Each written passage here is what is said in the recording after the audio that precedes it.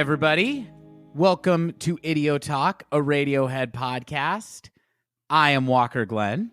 I'm Zach Glenn. Now, I said Idiotalk, a Radiohead podcast, but is Idiotalk still a Radiohead podcast at this point?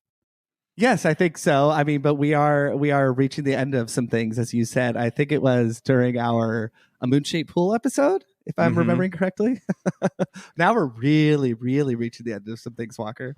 Yeah, I know. I've been teasing. I've been really elongating this goodbye for a long time. And this is actually a topical joke that I had when Brexit had been voted on, but then just kept not happening. I was like, okay, so you have an Irish goodbye, which is where you leave without saying goodbye to anybody. But then you have a Brexit, which is apparently where you say goodbye to everybody, but then just stay. And I feel like we have kind of been doing a Brexit on this podcast where for the last several mini episodes, I keep going, wow, we're really at the end of some things, aren't we, Zach? I think I just want kind of like Huck Finn at his funeral style. I want our listeners to kind of be mourning us while we're around to see it. That's Tom Sawyer, but yeah. Didn't they both do it? They both did it. They both do it, sure, yeah. But it sounds like it's Tom's Huck idea. Finn. Oh, okay. That sounded like I guess it's a little kind of conceptual for Huck Finn. Totally, yeah. Huck Finn is more about like using slurs. Yeah, I just read well, Tom is too, to be fair. But I just read Thom Sawyer and Huck Finn. Not Thom summer. Yorke. No, come on. No, of course not. Okay, just when we talk about Tom, we got to be careful, and we got to be extra careful on this episode. Oh, wow. Yeah. We got T squared. I can't believe this early in the episode we're bringing a third Tom into the conversation. This is a nightmare. But please, you were saying. Oh, no, just that I had read Thom Sawyer and Huckleberry Finn as a kid, maybe in 7th or 8th grade, as sort of prescribed reading. But last summer, I read both of them in a row. And have you done that as an adult or no? I am afraid that the only Mark Twain that I have read is The Adventures of Huckleberry Finn, and it was in high school, and it affected me at the time. I can't say that I remember too much about it, but had a really good English lit teacher who was able to highlight the themes in a way that I don't know that I would have been, the themes and social commentary in a way that I don't know I would have had the savvy to pick up on at the time. So it was a really cool experience reading it, but I don't remember much else about it. Yeah, Thom Sawyer just goes by like that. You know, it's sort of Animal Farm to 1984 is like the comparison I'd make. Like both are great. Both sort of are conceptually commentating perhaps on the same sort of ideas and satirizing the same things. Huckleberry Finn is very dense. There's a whole midsection with the Duke that I won't go into, but there's a whole midsection that is laden with irony, and it's also too when you read an author 2 books in a row, one of which is 4 times the length of the first one you read. You can get a little bit bogged down. So I definitely look forward to reading it again. Really, really, really good stuff. I do love that they take place in a shared universe. Does other Mark Twain material take place in the Huck Finn, Thom Sawyer universe? Oh, I don't know. I mean, those are the only 2 Mark Twain anythings I've read. I know that he wrote a couple essays, and I've read one of them, but yeah, that's all. That's interesting. Yeah, I mean, it's kind of like a proto-View Askew universe that Mark Twain was doing, where you got all these, it's like, uh-oh, here comes our old, I guess Huckleberry Finn would definitely be the J of the... Oh yeah. Of the Mark Twain universe. And I don't know. I guess would Jim, as I will call him, be the Silent Bob of the Huckleberry universe, or would Thom Sawyer be the Silent Bob? His smarter I think friend? Thom Sawyer would be the Silent Bob. I feel like Jim would be like Ben Affleck or something. and not one of the specific characters Ben Affleck played in the View Askew universe, but just Ben Affleck. He's just sort of always Ben. I mean, even if he has a different name and like in all the well, no, not as I don't know if he's Loki or the other one in Dogma, but he's Bartleby. Matt Damon is Loki. outside of that, but like I'm thinking like Jay and Silent Bob Strike Back when he just like pops in to educate them on the internet and right. No, and then he's a definitive character in Chasing Amy. What the fuck am I talking about? He's in a lot of Kevin Smith movies. Oh, Kevin Smith gave him his career. Yeah, I didn't. No. He didn't give him. Ben Affleck is a. He was instrumental. I'm going to let you take over. He was instrumental in popularizing him. Yes. He was the one who got the Good Will Hunting script to, I think, Harvey Weinstein. I think he did, and there was a rumor floating around for a long time that he co-authored it, and Kevin Smith came out and publicly and was like, "I did not write this," which I think is so cool because obviously you tell the truth, you know, that's it's good karma, whatever. But I just think, you know, when it comes to authorship and writing and all that, it's not to say that writers are any certain type of people, but I just think because what that did for Ben and Matt's career. I just think it's really cool. Obviously, he stood by his buddies. I know that those guys are all really good friends to this day. But yeah, I mean, it was beyond a rumor, and he came out publicly on the record. And I don't know. I just always found that cool. And aren't unexpected collaborations what we're here to talk about today, Zach? Now, before we started recording, you hit me with hey, take a look at what I'm wearing, people. I see right there. You have on a shirt of a band that I've never heard of. I'm going to pretend that we haven't mentioned this band like a zillion times throughout the podcast. Sure. A band I've never heard of called The Smile.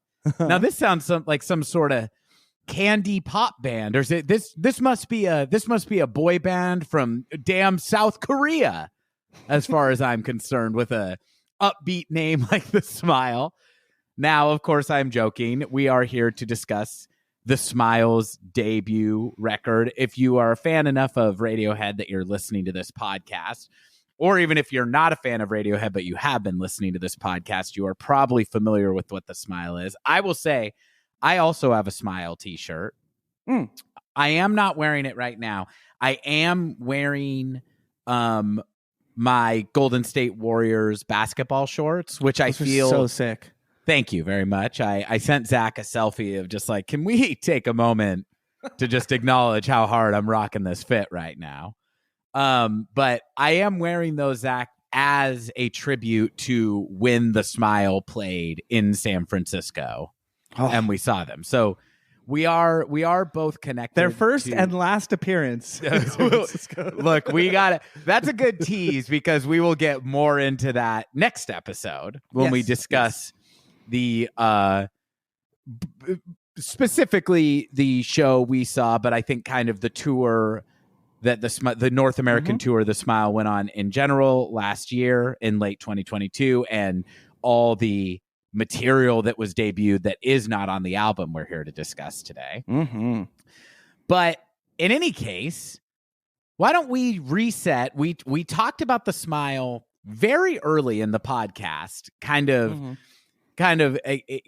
you know, and I think in a very humanizing display of poor planning, because listeners hear us now and it's just like, God damn, these guys are professionals. But early on, it was not so. And as Zach and I kind of stumbled through the dark recesses of podcasting and found our way, got our chops, early on when we were recording, the first two singles, studio recorded singles from this album dropped, and Zach and I discussed it on our second episode. Probably kind of a weird move when we had only discussed Pablo Honey on our Radiohead podcast, but that was a long time ago. So why don't we reset?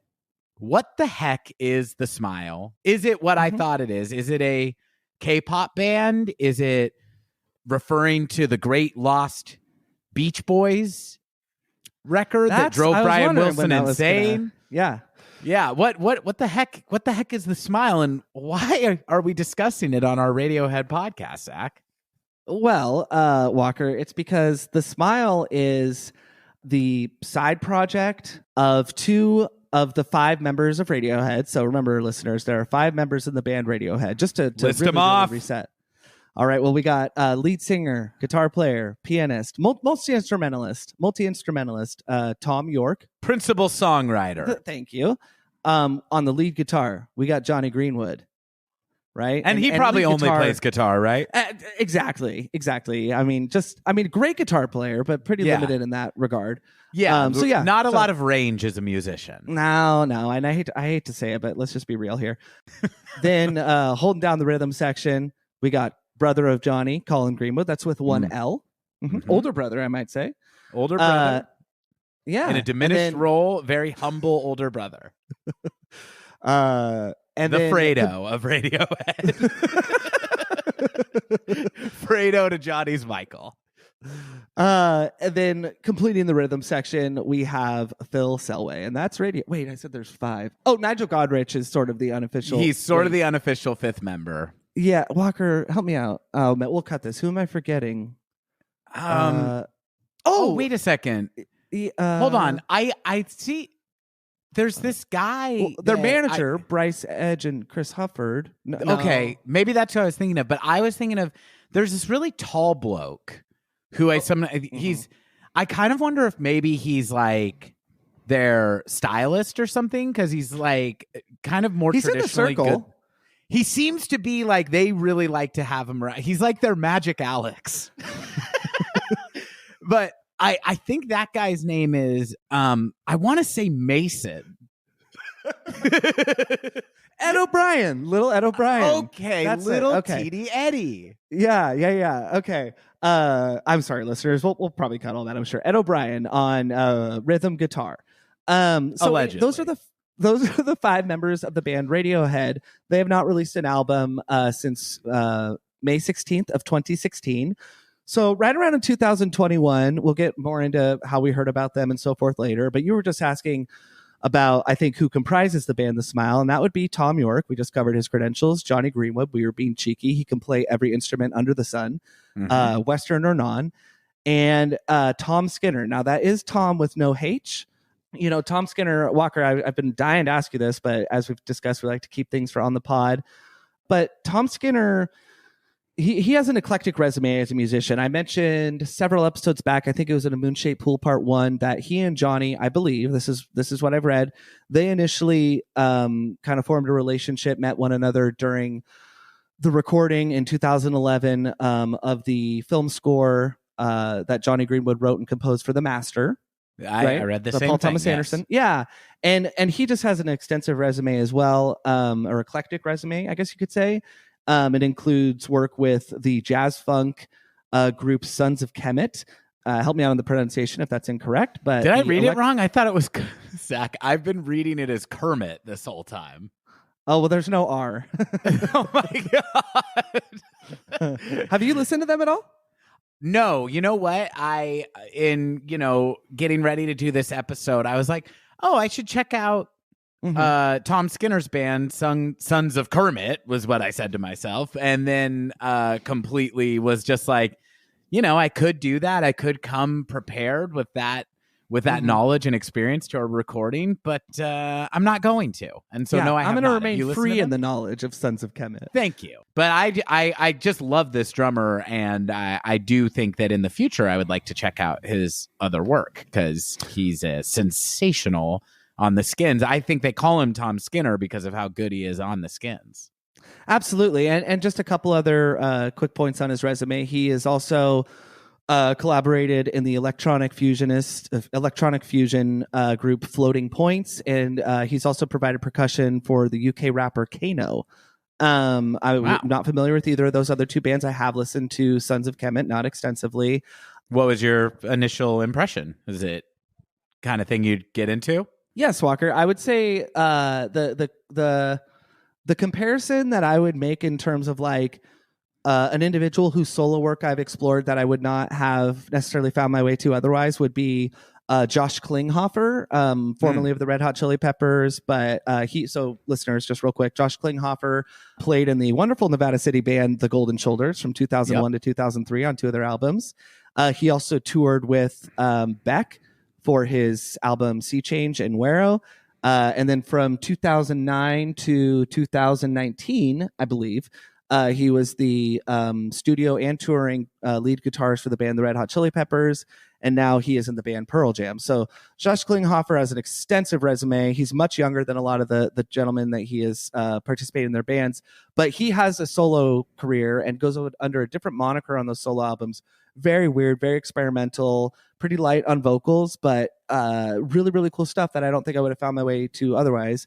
That's enough on Josh, but I would say that Tom Skinner's side projects remind me of that. Not that they're stylistically the same in any respect, but something that, do you kind of get what I'm driving at? Yeah. Like, wouldn't have found my way to it otherwise. Really cool stuff.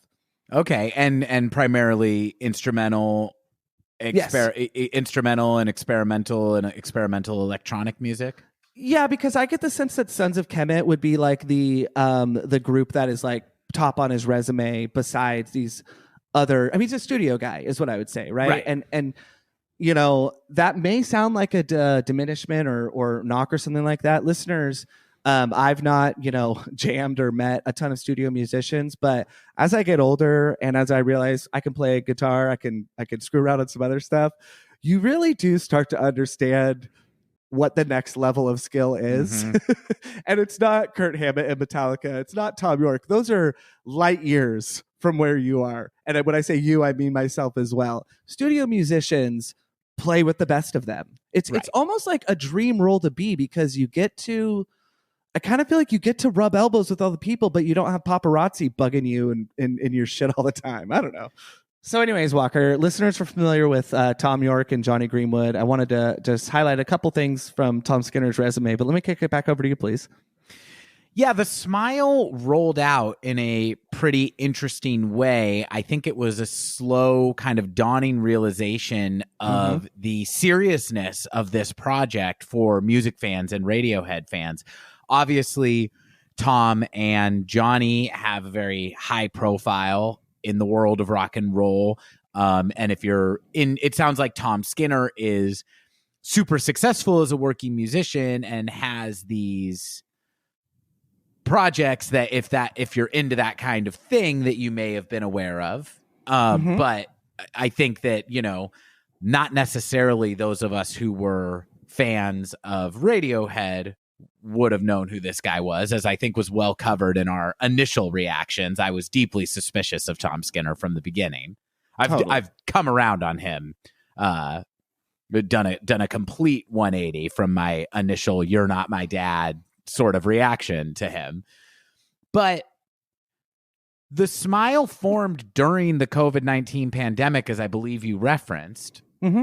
And it was in early 2021, almost 2 years ago in May 22nd, that the Smile made their first public appearance. And this was how the world learned of them. There was not press before that. There was not any sort of public announcement in any way whatsoever. It was just Thom Yorke and Jonny Greenwood and another guy named Tom are in a band called The Smile. And the way we know about this is they appeared at the live stream of the Glastonbury Music Festival. And I actually have this first set list here, and there's a couple interesting things about it. So we'll get into the track list of this album and everything, but I just want to hit you, Zach, as somebody who knows these songs with what they played for their first set. Please. That was Skating on the Surface, later retitled to Skirting on the Surface on the album. The Smoke, You Will Never Work in Television Again. Opposites, later titled to The Opposite.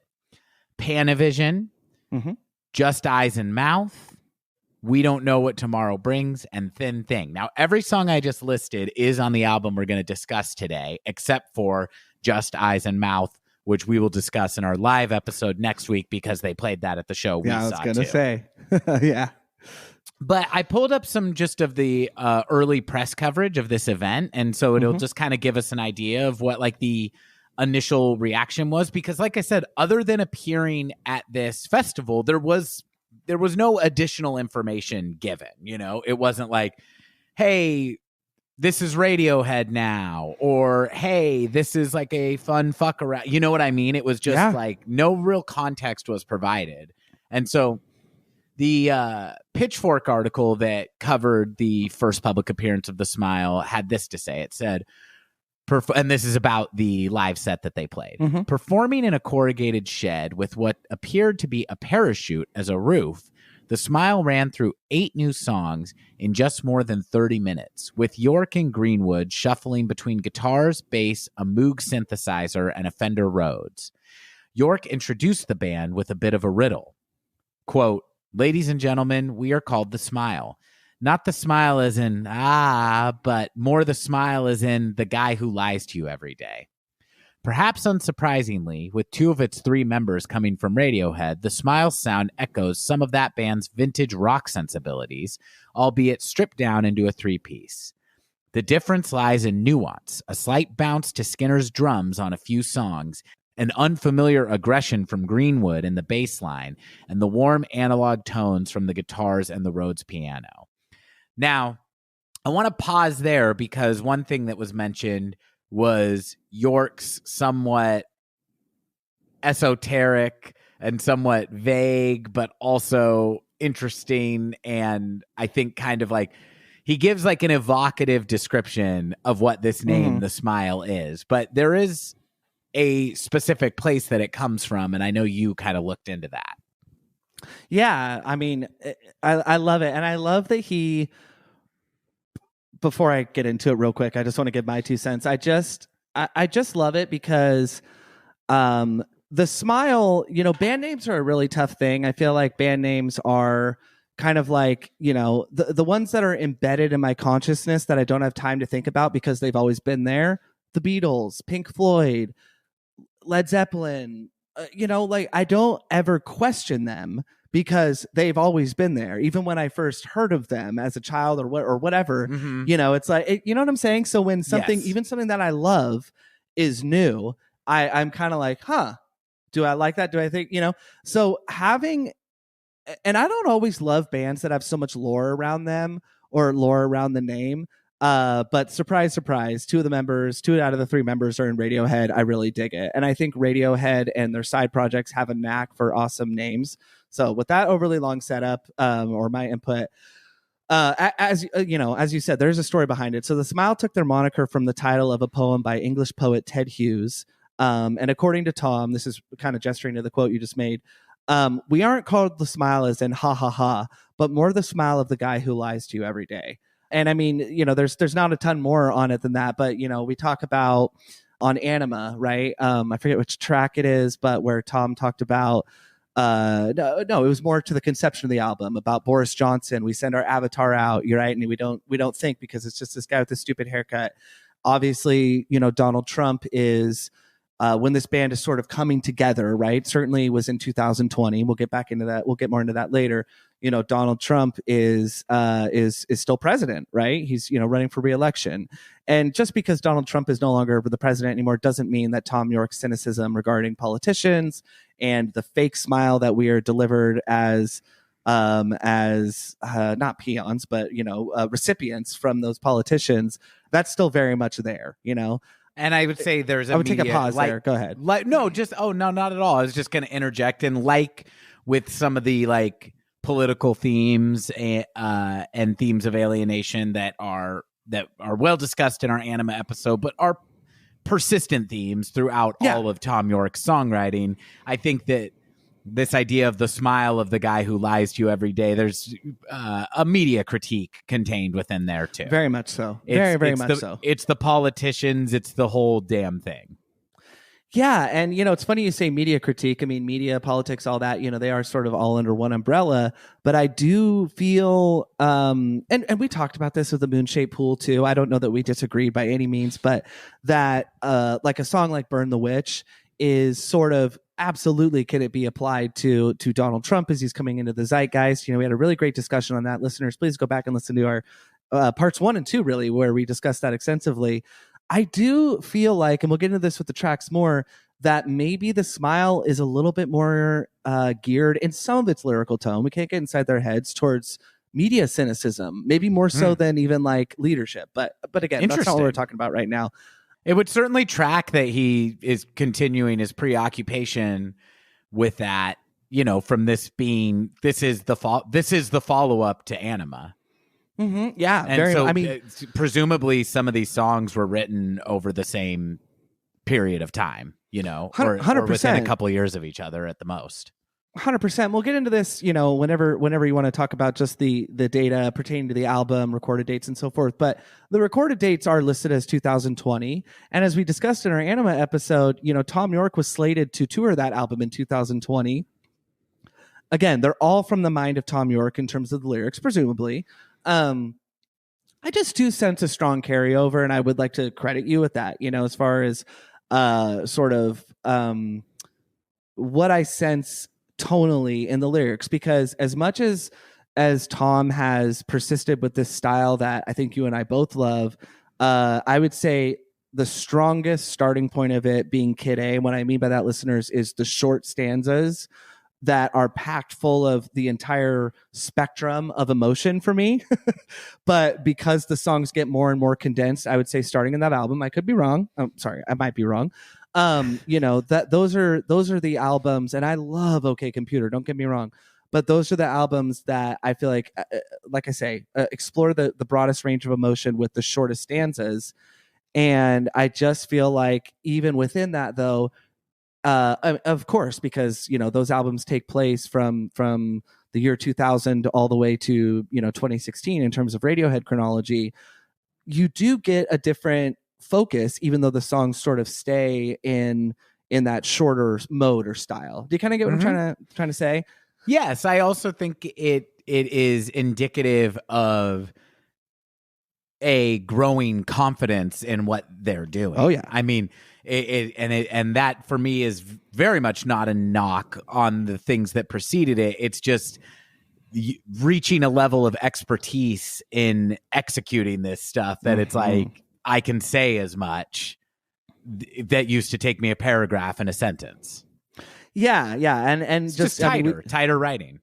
We talked a lot about it. Absolutely. We talked a lot about it on during In Rainbows. I think we kind of really, really saw eye to eye as far as there's maybe a little bit more of some brightness, right, in the lyrical content there.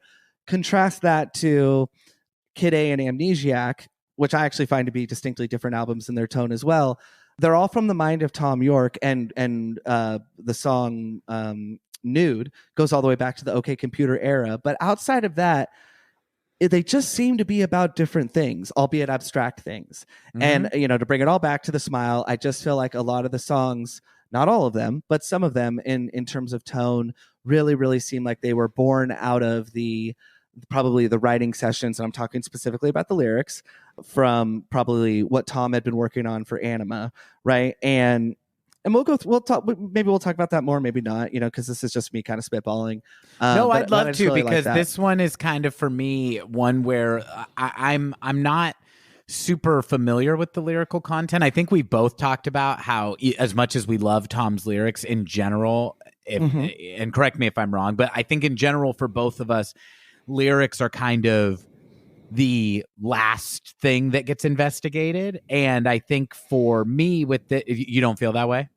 No, that look wasn't, it totally depends on the song, Walker. I mean, sure, as listeners will know, I might be wrong is very, very high for me. Whenever a song had hit me when I had first heard it, if I didn't understand it, I would investigate. If it was a song, not even that it backgrounded, but I just was so in love with the music, yeah, it was really something that wasn't like super high on the priority list. So it's kind of hit and miss for me, or had been. Now I can say with confidence I know the words to every single Radiohead song. That's awesome. That is awesome. Yeah, and I think just for me, it's not that I'm not interested in the lyrics, but I have listened to this album consistently in the couple years that it's been out. And I think that it's like I'm still just kind of absorbing it as a whole.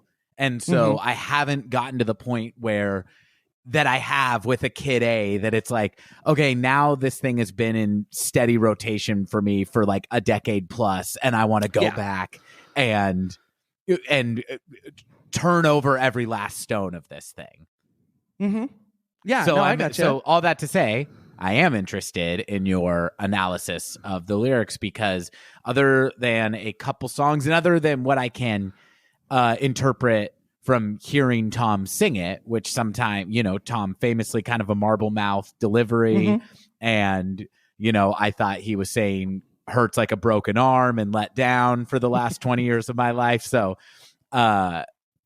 with the exception of a couple songs, the lyrics are kind of really open for guided interpretation for me. Well, can I give you I think this is funny. One of the reasons why I was so excited to read the lyrics to these songs both before the album came out, because as we're going to talk about, we'll just say it now, they released 6 singles or 6 songs prior to the release of the album. They didn't all have an accompanying music video or something. But when You Will Never Work in Television Again, when I first heard that song, I was like, I got to know what the lyrics to this song are, because I got to know if this is even Thom Yorke and crew. Right. When I heard that song. But we'll get into that more. I think we'll get into here. our initial reactions to that one, because it's a really interesting first taste of what this band is. Yeah. But so tell me about the name, though, and the origins of the name. Interpretations aside, what is this poem that it's lifted from? Yeah, so like I said before, it's from Ted Hughes. I believe the title of the poem is from a book called Crow, and the poem goes a little something like this. Listeners, I love songwriting. I love all kinds of things like that. I am still not great with my rhythm in reading poems, so show me a little bit of grace here. So it goes: began under the groan of the oldest forest, it ran through the clouds, a third light, and it ran through the skin of the earth. It came circling the earth like the lifted of a wave submarine, running, tossing the willows, and swelling the elm tops, looking for its occasion. But people were prepared. They met it with visor smiles, mirrors of ricochet, with smiles that stole a bone, and smiles that went off with a mouthful of blood, and smiles that left poison in a numb place or doubled up covering a gateway. But the smile was too vast. It outflanked all. It was too tiny. It slipped between the atoms, so that the steel screeched open like a gutted rabbit. The skin was nothing. Then the pavement and the air and the light confined all the jumping blood. No better than a paper bag. People were running with bandages. But the world was a daughtry gap. The whole creation was just a broken gutter pipe. And there was the unlucky person's eye pinned down under its brow, widening for darkness behind it, which kept right on getting wider, darker, as if the soul were not working. And at the very moment the smile arrived, and the crowd, shoving to get a glimpse of a man's soul stripped to its last shame, met the smile that rose through, his torn roots touching his lips, altering his eyes, and for a moment mending everything before it swept out and away across the earth. That is really fucking cool, in my opinion. Well, let me give you a couple initial reactions. I've never read this before. Okay. First of all, I'm confused. You said it was a poem. I didn't hear one rhyme. Secondly, it's talking about a smile, but a lot of this imagery does not sound very nice to me. So what's going on? Zach, I'm just a simple guy. Tell me what the heck's going on here. I don't know. I mean, I kind of get like bloodthirst hunger from the masses a little bit. Mm-hmm. Is sort of the imagery that I kind of got. I don't know. I purposely didn't read any analysis on it because I just kind of wanted to get your kind of gut reaction. But that was mine when I had read it. I was like, first of all, some of the word pairings do appear, not in a great abundance, but in some of the lyrics on this album. And second of all, I think it just speaks to, I think, what you said so well on our Kid A and Amnesiac episode. I can't remember, but that there's an appetite for violence, in a lot of it, right? And it's not that Thom Yorke himself seemed to have an appetite for violence, but I'm thinking about songs such as National Anthem, such as You and Whose Army. I love the way Tom can kind of write from this alternating perspective of literal disgust, of what he's seeing in, Western society and so forth, and remember, listeners, those are from the year 2000 and 2001. but I think you said like an appetite for violence. And I feel like within this poem, not only is there a lot of inspiration provided to Thom in a lot of what it might be discussing. I believe the poem was written from 1966. I know Ted Hughes, he was very prolific in that era. So definitely a lot of like post World War II imagery, certainly a lot of Vietnam, the war in Vietnam sort of like imagery. But then again, there's always things going on in media and political landscape that I think speak to these themes. Like as an American, we think about these hallmarks of, World War II, certainly as folks in Europe and all over the world would think of World War II as a world war.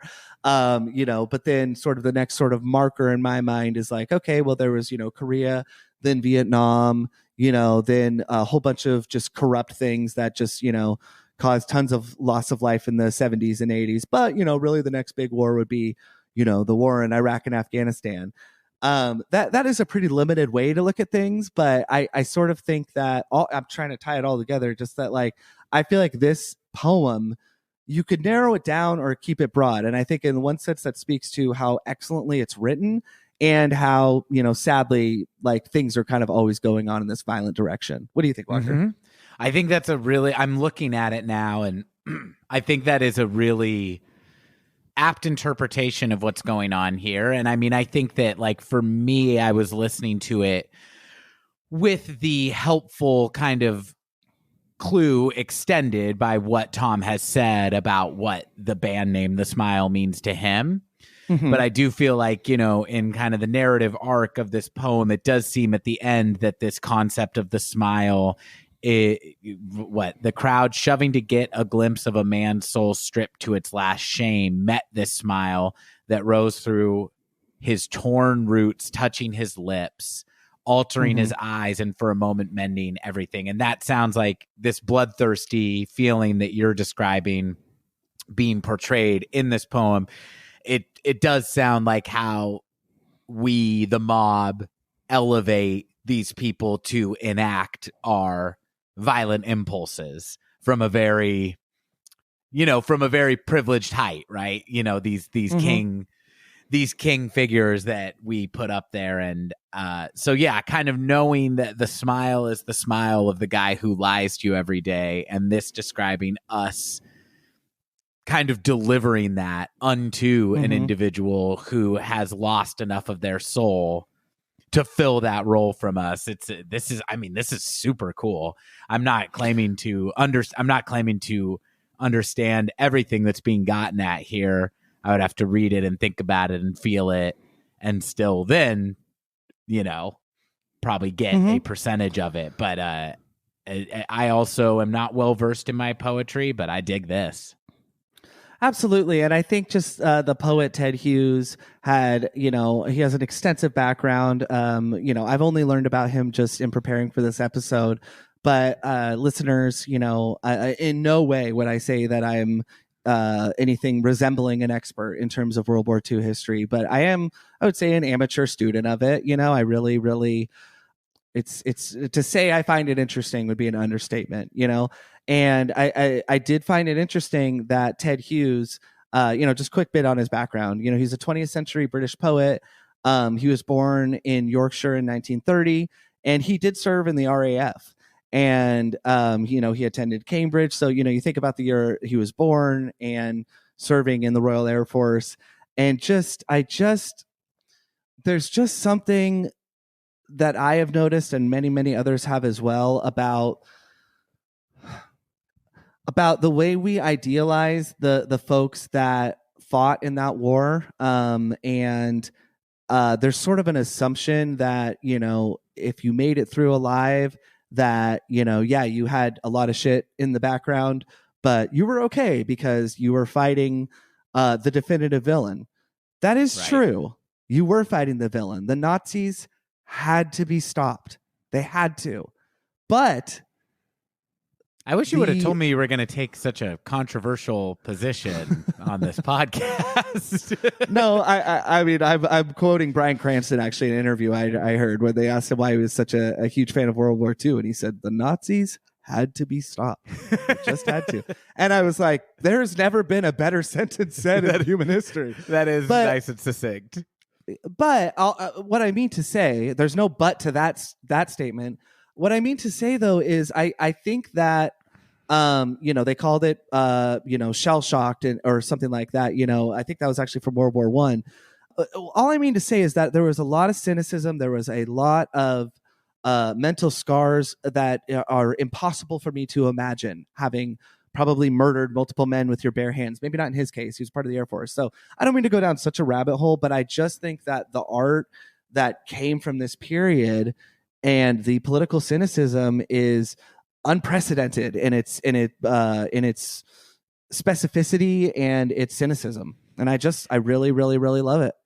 Yes, and I agree that the outright villainy of Hitler's Germany and the Nazi Party does sometimes serve to diminish the not just like individual traumas, but the national traumas of atrocities carried out by militaries on all sides of such a brutal and long conflict. And yes, so, absolutely. I think you can hear that too. And it's interesting, man. I mean, people, this is, I don't know anything about Ted Hughes' personal politics or anything, this being the first time I've ever read any of his work or heard of him. But there is, people get radicalized by experiences that are not what we kind of associate with them. George Orwell served in the Imperial Police in India, and I wouldn't say that you read his work and come away with a sense that he is an authoritarian or pro-imperialism. Not at all. I mean, that he is a very interesting example in that way.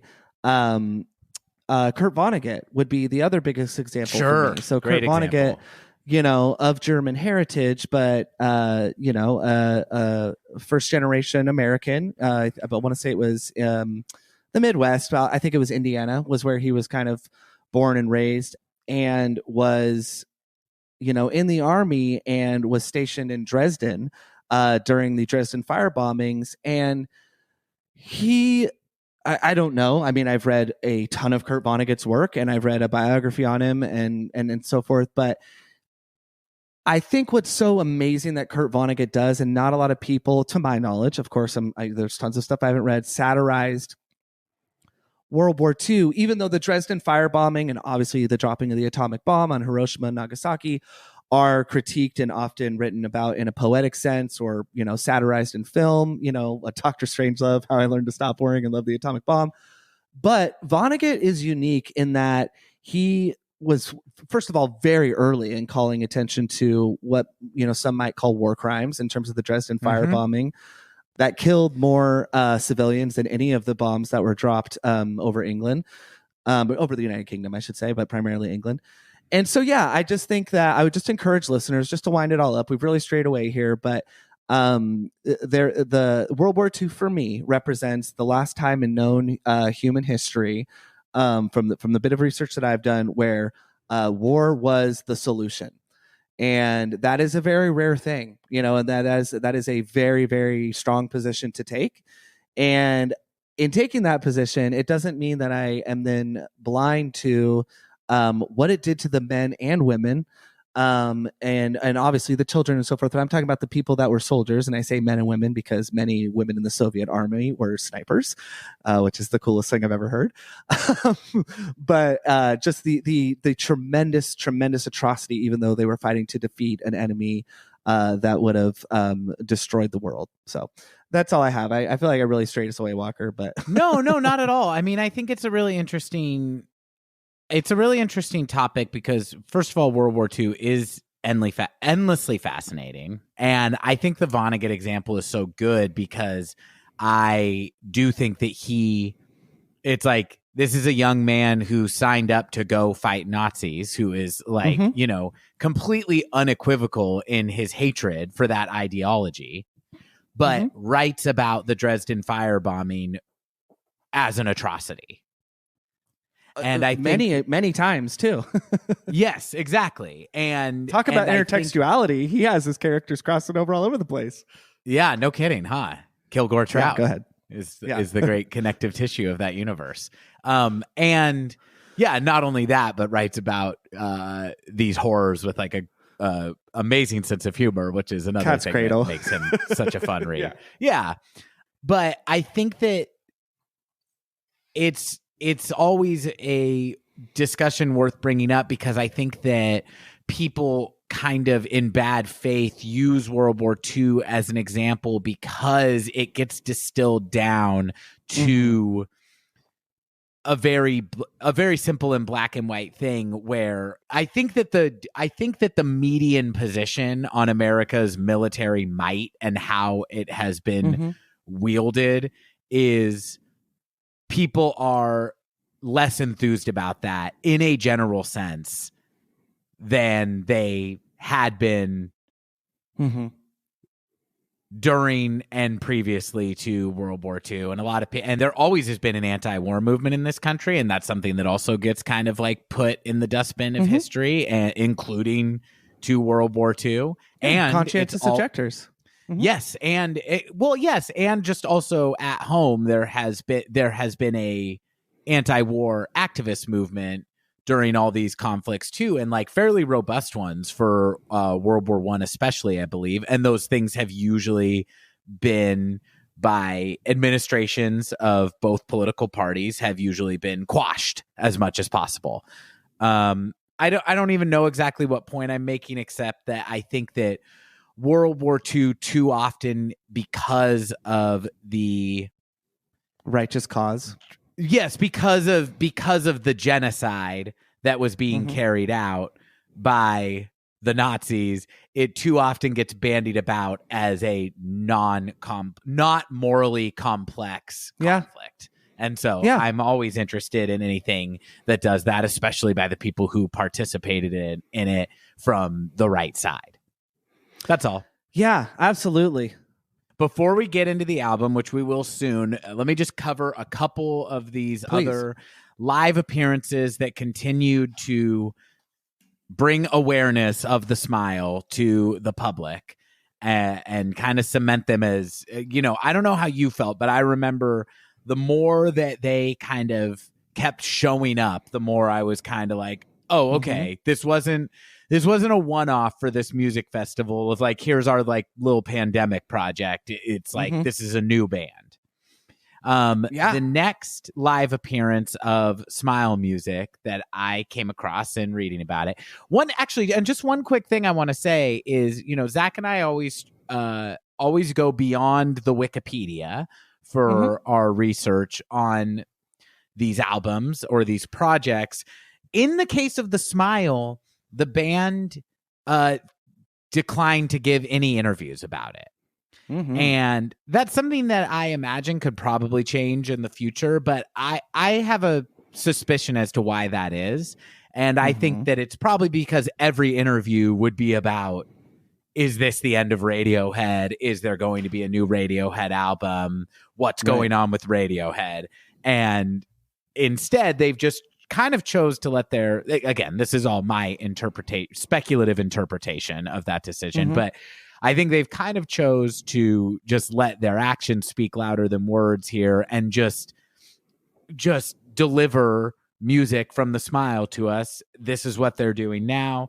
We won't get into what that means for Radiohead because that's something we've talked about a lot at this point. But all that to say, this band, very contemporary, the first appearance of them was in 2021, and the Smile is still a developing story. And that is the first developing story that we've covered on this podcast. So, a little less information. Along with World War II. Exactly. Yeah. Time's going to tell on who's going to win that one. I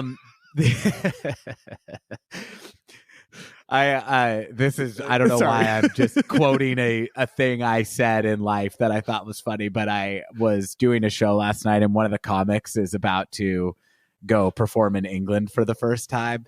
And I cracked myself up by going, Yeah, well, you let them know that we beat their ass in World War II. That's like my new favorite thing to get wrong is that that America beat England in World War II. I like it. That's good. I feel like people know what they're talking about just as much when they say about France. Yeah, well, we saved their asses in World War II. It's like a thing people love to say that I don't know if they really have contemplated. So the next appearance of a Smile song I thought was interesting. In October of 2021, Thom debuts Free in the Knowledge. Now he plays it solo. This is an acoustic driven song that is on the album, so we'll listen to it and discuss it. But this was not a streamed event. This was a live event at the Royal Albert Hall. It's so hard to like remember specific points in the last few years of pandemic haze, but I feel like summer of 2021 was and late summer and early fall of 2021 was kind of the first like, hey, everything's back. Oh, just kidding. Kind of like one of those. So, he's playing out live. I feel like things kind of, certainly in America, kind of do shut down again, more or less. But in any case, when introducing this song, Free in the Knowledge, he commented on a statement that had recently been made by Conservative Party member and current UK Prime Minister Rishi Sunak. And I apologize if I have that pronunciation wrong. But Mr. Sunak had made a statement about how English musicians should retrain for other jobs that, not surprisingly, seemed to rub a lot of musicians the wrong way. The quote is from the Prime Minister. The quote is, "It's a very sad time. I can't pretend that everyone can do exactly the same job that they were doing at the beginning of this crisis. And that's why we've put a lot of our extra resource into trying to create new opportunities for people." So far, very political answer to a question about, what's on the other side of this crisis. And then it goes on, the article I pulled this from goes on. Asked whether he was really telling people from the arts and music world to simply go and get a new job in a different sector, he said, "That is a fresh and new opportunity for people. That's exactly what we should be doing." So that statement had been made a few days earlier before this live performance to, I think, a lot of resounding fuck yous from from English musicians. Go ahead. Yeah, I just want to interject that I think why that would be so infuriating to, you or I, who are, I don't want to speak for you. I'm not an aspiring musician in that I don't have a band that I'm trying to bring to the forefront. I am a musician. I love to play. I love to sing. I love to play with other people. I think it's insulting to everyone because it's insulting to somebody like a Thom Yorke or a Jonny Greenwood who, yes, I mean, they could author books. They could just get paid to have photos taken of them for the rest of their lives. But their skills primarily, I mean, Tom's a painter, are as musicians. And so, yes, that's, and they're both in their 50s, 50 is the new 32 for men. But I just want, I just am saying that that's their whole life. Secondly, to the 15, 18, 22-year-old that is, my band's gonna make it. Like, why in the like you're not like don't that is a dream that transcends time, pandemics, technology. Music is eternal. Art is eternal. Yeah, that's all. I mean, am I saying the most obvious thing ever? I don't know. No, I think that's great commentary. And like, I think that there's an interesting facet to this that feels particularly British to me. And a big CYA before I comment on any of this is I do not claim a strong knowledge of British politics. As an American with a very, very, with a vague awareness of what is going on in England, it does definitely seem in the last several years things have, in terms of who controls the government and a cultural conservatism, things seem to be moving steadily to the right in England, much in a similar way as they have in America. And the part about this that I find very British is I feel like in America, we're very used to living in a society that does not promote or support the arts.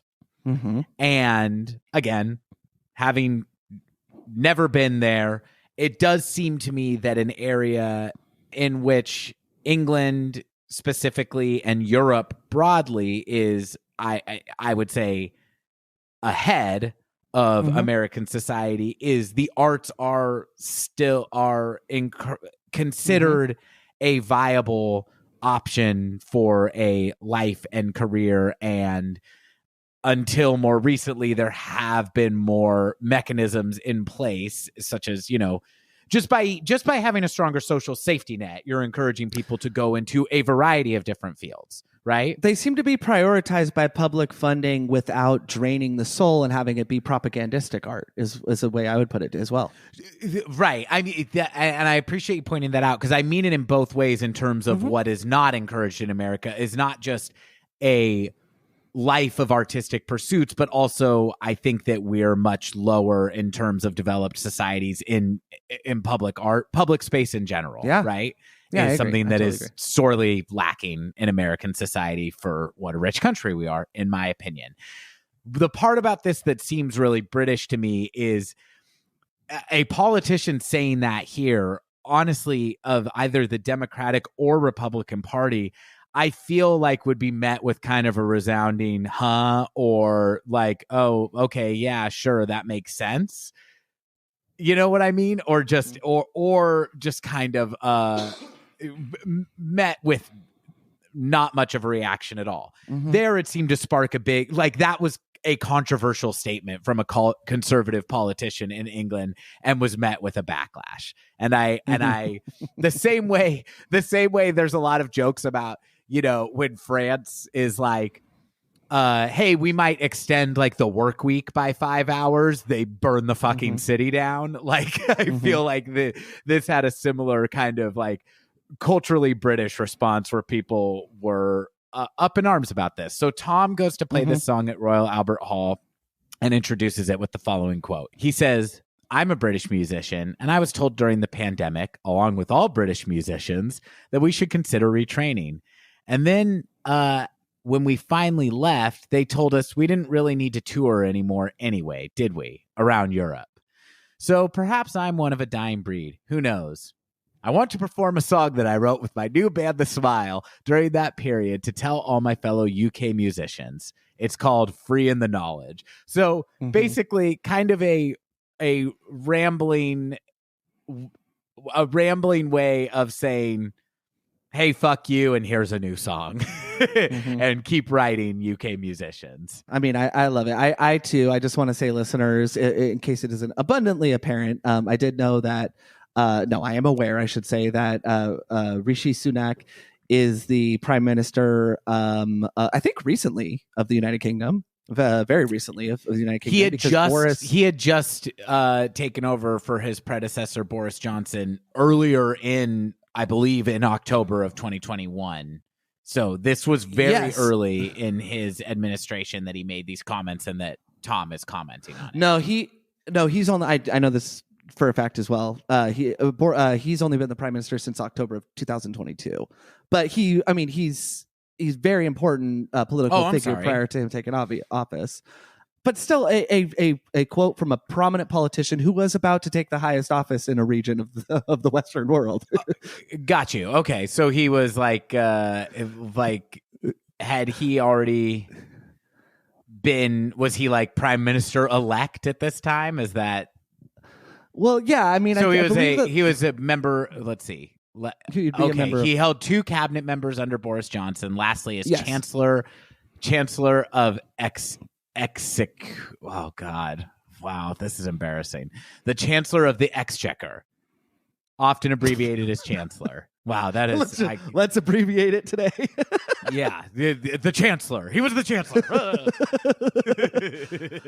I love all that background. I mean, I think let's see, we're at an hour. I'm sure we have 7 minutes we could cut. Do you have anything else? Yeah, there's just one last live appearance that I think is important to talk about, because the context that we're setting up here is just that all of this is happening before an album has been released, which is just that, you know, The Smile rolled out as a live project during the pandemic.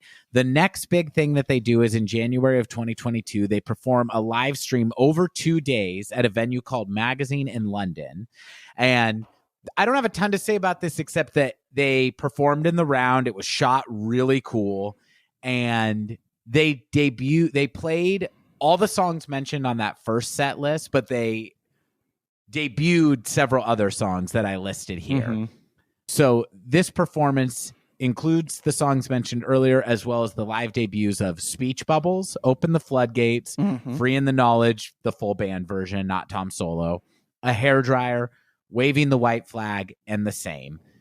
They also, once again, played Just Eyes and Mouth, so that is a staple in the live set that is not on this album, but we will cover when we talk about our live show. But that's all the background I had about The Smile leading up to the album. Excellent. That's all I have as well. I mean, I'm so excited to dive into the tracks because, as you stated, Walker, they have not given a lot of interviews. What's known is known. I mean, whether it's from Wikipedia, whether I found a lot of the reviews of this album to be very, very enlightening, both from kind of calling attention to what they're doing musically, calling attention to the conception and formation of the band. But listeners, just like with Anima, Walker and I sort of, unplanned and just sort of in the moment had the realization that it's like, yeah, this wasn't that long ago, was it? You know, and I mean, it's sort of the same thing here. But I think I just love this continuation of what Radiohead do. Of this is not Radiohead, I'm sorry, but the members of Radiohead and the style in which they release music of it's coming and it's coming soon. And that's kind of how The Smile was, right? I mean, it's like, it's not easy if you're Thom Yorke or Jonny Greenwood to keep a lid on maybe what you're doing. But I think it brings that extra layer of excitement. And in a day and age when, I can't speak for everyone, when it is hard to get excited about stuff, the great music is being made every day by musicians famous or unknown. Great songs are being written, but because of the because of the availability of everything, sometimes it feels a little bit hard for me to get as excited as I did when American Idiot came out and it dominated my consciousness for 2 years, or the Black Parade, or I'm not saying that those albums are on par with Radiohead albums, or heck, even the King of Limbs, right? Like, however much that album hit with me, I think now it resonates more than it ever has. It's really, really hard. And I think that, a new music release being an event feels like a bygone experience. Yes. And I mentioned American Idiot and the Black Parade, and obviously this has to do with just the life I lived and the way that I perceive things, but I think I've gotten a little bit better about seeing things from like different angles.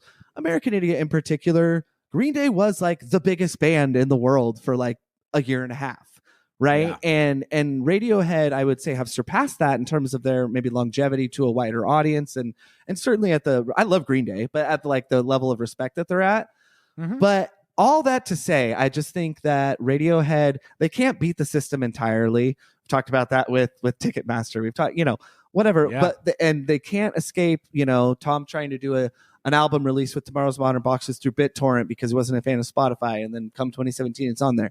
However, the fact that they are able to keep a lid, and this isn't Radiohead, but the members of are able to keep a lid on things to where it creates this buzz. Again, seeing it from my own angle because I'm such a huge fan of these guys and their work, is just, I just want to praise it. I just want to call attention to it. It's so fucking awesome. That's a really good point, because it does make me kind of appreciate how, and this is a way I feel about the album too. I do feel like The Smile is kind of taking a old school approach in a new school world. And by that, I mean, okay, their first appearance is streaming. That's due to I'm sure they would have loved to play for a live audience. It's obviously due to the COVID restrictions that were in place at that time and the safety concerns of that time. But this is a new band emerging in the way bands emerge, which is almost no bands when they start out with an album and then go out and play to promote that album. They start playing shows around and build their set and rehearse the fuck out of those songs and then go into the studio and record them. And hopefully they've garnered enough interest by that time to have people listen to the album or to be on a label that's going to promote the album, right? Obviously it is different, and I'm not pretending that it's not. When Thom Yorke and Jonny Greenwood start a band, there's already a built-in huge audience and a built-in ton of press coverage. But I do think it's cool, and I think that this kind of return to rock and roll sensibilities is also reflected at different points in the album. You know, absolutely. This is a 3-piece band, and they started out playing live, and they didn't say anything else about it. And I think that the idea that you're speaking of, that it's like so hard to make an impact in the environment, in the media environment that exists now, and by that I mean multimedia environment, music, film, et cetera, et cetera. Obviously, Thom Yorke and Jonny Greenwood have a huge leg up with any project they start. But I kind of like this approach of like, hey, since that isn't really likely anymore, that it's like any band is going to be the band everyone's talking about, we'll just say nothing and just show up and play the songs and then kind of put out the album in the same way. Which I think, if we have said what we want to say about the lead up to the Smiles debut album, where in this run of live appearances did the Smile even announce that they had an album coming out? January of 2022, they released the first taste of the album, You Will Never Work in Television Again, as covered on this podcast. The trio issued 6 more singles to fans. But I believe it was at the end of 2021 that there would be an album that was forthcoming. And then, as covered on this podcast, in January of 2022, they released the first taste of the album, You Will Never Work in Television Again, followed by The Smoke. I believe those were the 2 tracks that we listened to on our second episode of this podcast. And the album did arrive in May of 2022. It was May 13th of that year. And just a couple quick things, like Walker had said, all this information is available on Wikipedia, what have you. But I just wanted to go through a couple quick data points last little bit before we get into the tracks. The album name is A Light for Attracting Attention. Love it. Love it. Good job, Tom. Good job, Jonny. Good job, Tom Skinner. I love it too, even though it's kind of contradicting a statement I've made in the past that I prefer. I tend to prefer Radiohead's more minimal album titles, but A Light for Attracting Attention, just a very nice image for the album name. Absolutely. I've kind of gone back and forth on that because I was a little bit 50-50 on the King of Limbs, but as listeners will recall, during the latter part of that episode, as Walker and I sort of shared our thoughts on it, it's just really grown in my esteem. Same with Hail to the Thief. I've always loved that album that album title, actually. But I tend to prefer the OK Computers, the Kid A's, the Amnesiac, the 1-word or 2-word titles, right? Yeah. I don't favor either one now, but I love this album name. The recorded dates were 2020 through 2021. 2021. I did listen to an interview with Thom Yorke and Jonny Greenwood on the podcast Smart List, hosted by Jason Bateman, Will Arnett, and Sean Hayes from Will and Grace. In which Tom had stated that I believe that interview came out in March or April of 2022, that the delay was due to completion of the artwork, which was created by Thom Yorke and Stanley Donwood. Very atypical. I feel like very atypical artwork from kind of the Stanley Donwood style. Yes and no. It's a very colorful album cover. It is very colorful. I kind of marry it to Hail to the Thief a bit, in my mind. You know what it reminds me of, Walker? This has nothing to do with anything, but an album that I love, and I would presume you're a fan of too, the 2007 album from the Shins. It was sort of... I can't remember the name, but yeah, I was into the Shins. I mean, and the Shins are great. I can't say I've listened to them for quite a few years, but I love that album cover, and it you know, it has it's black and white, and it has what look like sort of like amoebas, you know, or you know, germs under a microscope or something like that, so to speak. And even though I think the smile is a lot more abstract than that, I really I really do. Yeah, Shoots Too Narrow was the album before. That's it. And then yes. The album that I am speaking to is called Wincing the Night Away. With Phantom Limb on it. Yes. I don't really know that one as well, but I was a Shoots Too Narrow fan, but I didn't super keep up with them. Oh, Wincing the Night Away would be kind of my favorite, and that's sort of where I dropped off at as well. So anyways, listeners, check out that album, check out the artwork. In no way is this derivative at all. It's just that it's unclear to me what the cover of A Light for Attracting Attention is meant to convey, as is the case with a lot of Radiohead or Radiohead adjacent album covers. But yeah, anyway, I just love the artwork of it. It's very abstract. It's very Thom Yorke, kind of Stanley Domo. But as Walker just said, I do think it's a bit of a departure as well. It's just less austere, I would say, than Stanley Domwood tends to be. Even in his like busier work, there's usually kind of there's a gothic nature and a darkness to it, and this doesn't vibe with me in that same way. I love it too. I think it's great. It's not terribly silly. Exactly. So this album is sort of defined, you know, categorized as progressive rock, electronica, and Afro beats. You know, I just love that because as we discussed with Atoms for Peace, an album that I can only say for myself, but I believe that Walker and I have come around to in terms of how inviting and cool it is. You know, who knows which one of us favors it more than the others, but I would just like to say for myself personally, I really, really enjoy that album. And as we discussed, that album was born out of an all-night listening session, multi-night listening session of Fela Kuti. So yeah, I just mean to say that I think a lot of the influence that influenced various different projects are present on this album as well, even though this album is wholly unique in my opinion. The length of this album is 53 minutes, 18 seconds. The label, XL Recordings. Producer. You want to take a guess, Walker? Butch Vig?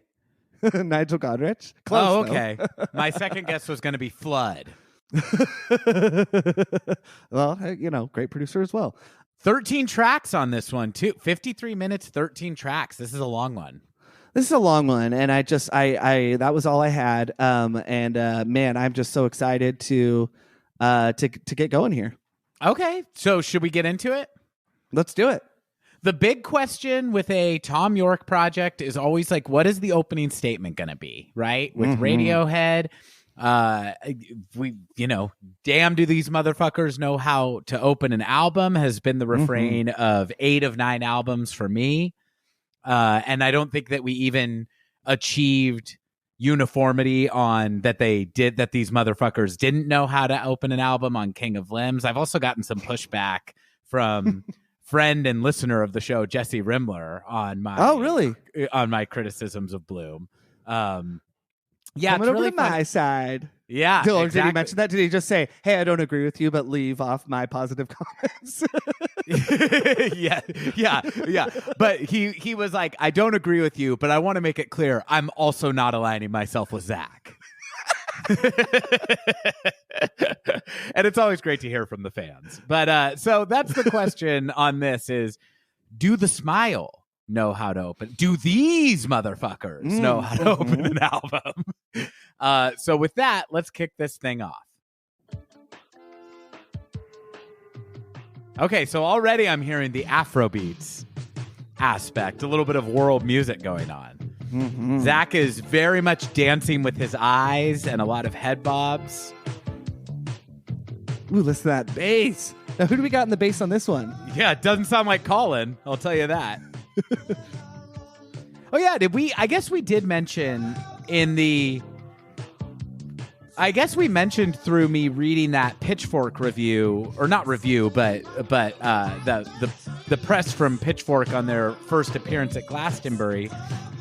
But I think it should be highlighted. Thom plays bass as much, or I would say as much or slightly more than he plays the guitar or piano in this band.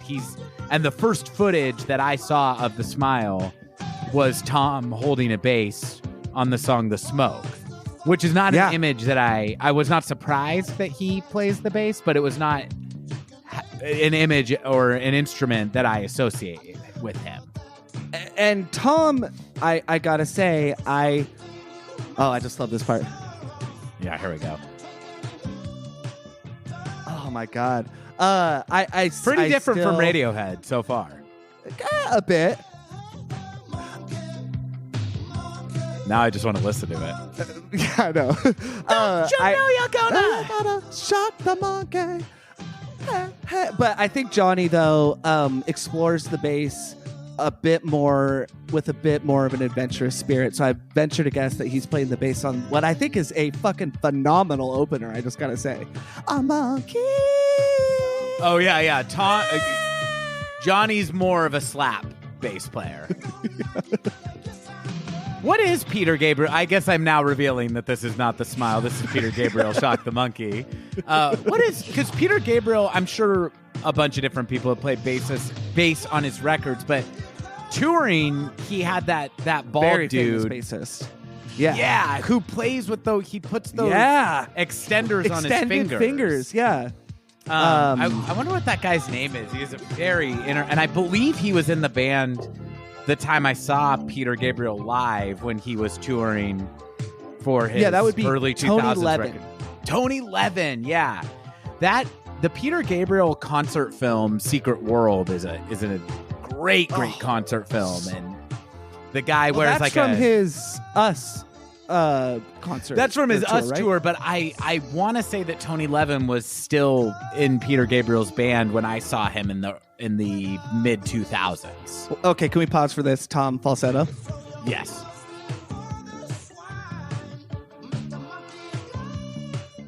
Oh, he's now, Zach. I gotta ask you. Okay, so normally when we have done a false flag song when we've started an album, I have picked the song, not told you what it is, usually picked something very bad, or at least something very dated. Now, I think we both are huge Peter Gabriel fans. I think this is an awesome song.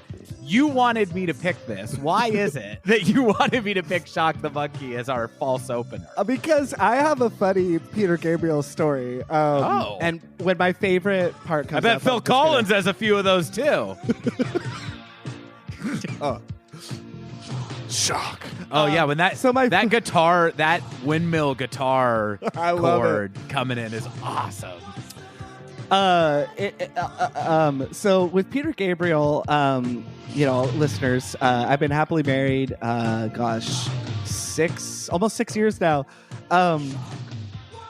In my current relationship and relationship I had many, many years ago, before, I have a feeling that both of those people think Peter Gabriel is really dorky and just kind of let it happen. And I just love this fucking song so much. And that's all. I just wanted to share a story about how loving both, my current wife, listeners have met, just the greatest woman on earth, in my opinion. And then the person, before that I had a relationship with, I could just, that's the only thing they have in common, is I could tell they just kind of let it happen. That's so funny because, I do wonder. I would be curious, listeners who, if this song is new to you or if you have like hard opinions about Peter Gabriel, I would be curious. Oh, that part's awesome. Yeah, because you were talking about like band names, like the Beatles being a prime example. If a band came out now called the Beatles and I had no context for the Beatles, I'd be like, that's stupid. Right? Now, it's completely like impossible to remove my association of what the Beatles are from that name. So I think it's awesome. You're just talking about these things that you take as a given because they're from a early or very formative time in your life. Exactly. I know Peter Gabriel is a super interesting, talented, and accomplished musician. Like, that's not up for debate, but it's never occurred to me. Oh, there we go. Had it on repeat. It's never occurred to me that he is not cool because he was so big with our parents, and he's one of the cooler things I feel like I was handed. Yeah. I love I would say the majority of the music that our parents grew up on that they still listen to is really stuff I am a huge fan of, but I wouldn't describe a lot of their taste, and this is not a knock, I just would not describe their taste as particularly adventurous, but Peter Gabriel is pretty weird, and I think a little bit of an outlier in like just kind of how proggy and funky and electronic and eclectic his influences are, right? There's like a lot of non-Western influences in his music. But yeah, I mean, does that sound just like dorky, dated 80s music to somebody who didn't grow up listening to him? I don't know. I mean, I have not asked Kailani. I know that, Walker and I both said that, we I don't know that we like to laugh at ourselves. So we could take a joke when it comes to like, oh, I have it on vinyl or whatever. I really do think it makes a difference. But I've just over the years collected primarily, not every single album, but most of Peter Gabriel's catalog on vinyl. So when I'm blasting it throughout the house, I just a couple of different times have seen Kailani go, Dave, I'm so glad you have this. And my wife has phenomenal taste in music, very adventurous herself. I would say more adventurous than my own at times. But yeah, I don't know if it's a thing you have to grow up on. I mean, he is, the album the album Us, I believe, came out in 1991. And then the album that came out that you saw him on the tour on, Up, is 2002. But yeah, I think really he's sort of a distillation of that late 70s, 80s kind of world music. And I do think that he just represents a hallmark of the 80s. But I will not let this die. And it's not just because I thought of it, but I just think Peter Gabriel, not in like all of the sounds and textures and all of that. Peter Gabriel maybe a little bit more whatever. But I just think represents such a distinct influence overall on Thom Yorke specifically. Not in all the sounds, but anyways, that's all. But hey, this isn't a Radiohead album. We usually play something terrible. This is The Smile. They have nothing to do with Radiohead. So yes, and it's also worth pointing out that we are now mirroring the arc of Batman by doing an episode about a new band, because this is our Batman Begins. So no longer... No, so, the timelines have diverged. We used to be mirroring the arc of Radiohead by kind of coming into our own as we would discuss the albums where they really locked in. And then we mirrored the arc of Radiohead by doing an episode about Batman and Robin. But now we mirror the arc of Batman by discussing the debut album from The Smile, A Light for Attracting Attention. This is the opening track of that album. A simple 2-word title. This song is called The Same.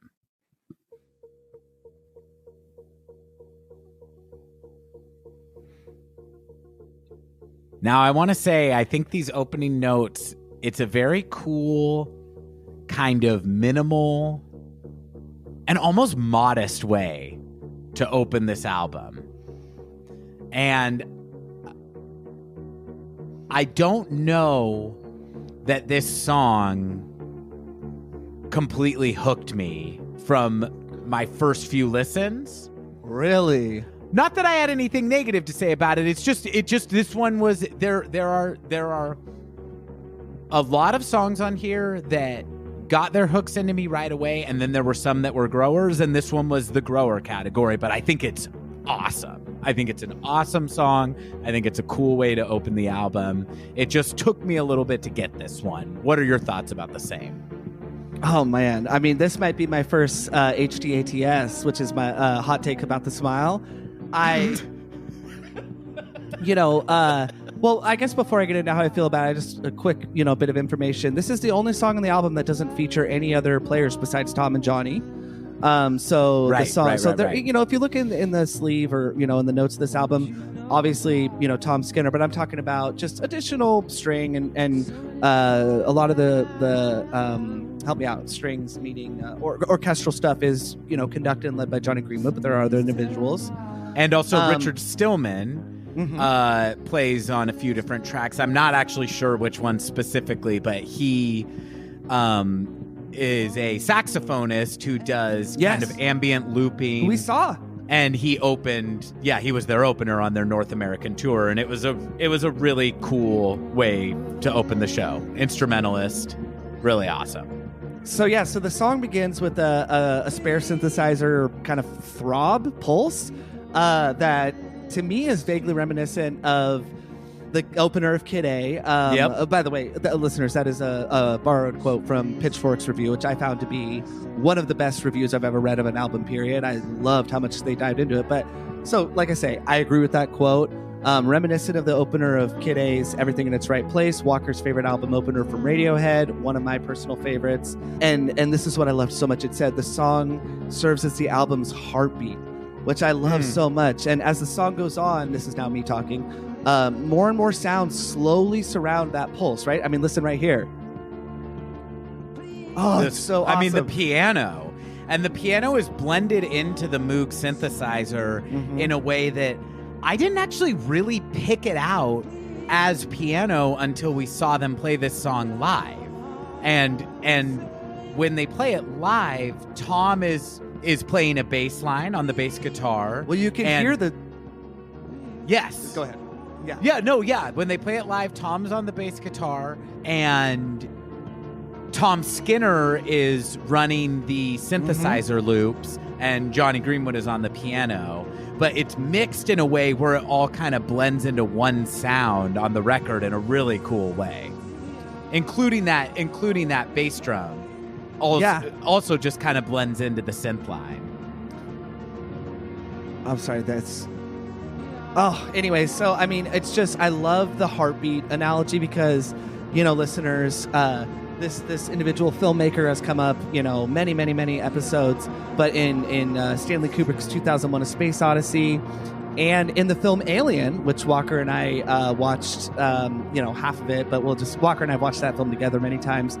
Just this last Saturday, Walker was watching it when I came over. And one thing I noticed that I had not noticed before is that a heartbeat is present in the latter part of the film when Ripley has her helmet on and she's, defeating the alien. And then in 2001: A Space Odyssey, the film by Stanley Kubrick, there's an abundance of writing about this, anywhere, but a heartbeat present in when a film can do that and it doesn't call attention to it so much, it does something where it breathes life into a character, into a mood that gives it such a human quality. And in films like Alien and 2001: A Space Odyssey, that is just brilliant. And I think that, this song does that. It is like the heartbeat of the album for me. I think it's a very natural opener, which I've heard folks say they don't feel that. I think the only other place it could work in sequence would be as like a pivot midpoint. But I just love it. It's anxiety inducing. It's chromatic. It's creepy. I mean, I think that some of the lines, please, the way, I'm sorry, listeners, but please, the way he enunciates that as like a sense of desperation. This song is the perfect opener for me in the same way. I was trying to think, like, do I compare this to Radiohead albums? Do I approach this as if I've never heard of Radiohead? I think I'm going to go a mix of both. But this song is the perfect opener for me in the same way as Airbag, as Everything in Its Right Place. Now, listeners will remember 2 + 2 = 5 is my favorite Radiohead opener of any album. I wouldn't compare it to that because I think, well, that's my favorite album opener. It doesn't set a tone in the best way for the rest of the album, as we talked about. I love that album. I love some of the songs on it, but then we kind of pivot in a way that feels a little bit unnatural following that song. I don't want to linger on it forever, but I would compare it in as far as its perfection relative to the songs after it, as I would Airbag and Everything in Its Right Place. And those songs represent the most cohesive album openers for me for what the rest of the album is, and the same succeeds for me in exactly the same way. So forget if Tom and Jonny are from Radiohead. If this was a band that had just a perfect album opener, I would invoke those songs as well. I love that song. I could still remember the first time I heard it. I mean, Walker could see I'm like, I have the most joyful smile on my face. I have a lot of notes on the first few songs. I'm not going to go this long on everyone, but I love that song so much. I think it is a great opener, and I think it is a really, like, the song is more of a swell than a build. Mm-hmm. And by the end, this kind of like, I'll just use the language that you quoted, this heartbeat has kind of expanded out to all these different sounds, and you're deeper and deeper in the sauce, I would say. And it makes it a really nice way to build into the next track on the album, which we'll play in a second here. But I just wanted to say too, I also think that this song kind of is the most direct reference to the album title. It doesn't say the words "a light for attracting attention" in it, but the first lyric is, "We don't need to fight, look towards the light." And I think this song kind of belongs in the pantheon of protest music, because I do find the lyrics pretty direct. People in the streets, we are all the same. I think this song is kind of a cry for solidarity among what we would call the 99%, and that's an expression that has gotten used so much that it kind of gets lost. That, like, what that means is that 99% of us are more or less part of the same class. And there's lots of different things that we can all fight each other about. But I think that Thom is aligning himself with kind of everybody but the ruling class here and saying, I'm putting out a beacon for us to go towards and figure out how to accomplish our shared goals, and then we can like fight out all this other nitty-gritty stuff if we still have to. And I just like such a direct refrain in this opening, and I think that it's paired really well with more strange music. It hits in a way that it wouldn't if this was an acoustic guitar song. That could make these lyrics and these ideas seem a little bit trite potentially, but they are really, really nicely paired with the juxtaposition of what a kind of weird tune it is. I love all that. I have two comments on what you just said. Like, so listeners and Walker, I said it reminds me of, because of the cohesion it achieves, because I have heard the album already, is Everything in Its Right Place and Airbag, right? Even though I prefer the song 2 + 2 = 5, right? I don't need to repeat my point. Those openers are phenomenal songs. And even though the songs after Airbag and Everything in Its Right Place are different stylistically, as a sum of a whole, it works so much. So same thing with that one. It also reminds me of Packed Like Sardines, in that it does not, it does not sound like the song after it, right? But for whatever reason, when you look at the album as an artistic statement on the whole, it just works, right? So much. And the other thing I would like to say, how you said, it's sort of direct and it sounds similar in language to the album title, and feels very kind of current in what it could be commentating on. I love your read on it, but mine is a bit different. I think that it could be inspired by like the George Floyd riots, and not necessarily so much directly as like the 1% or 99%.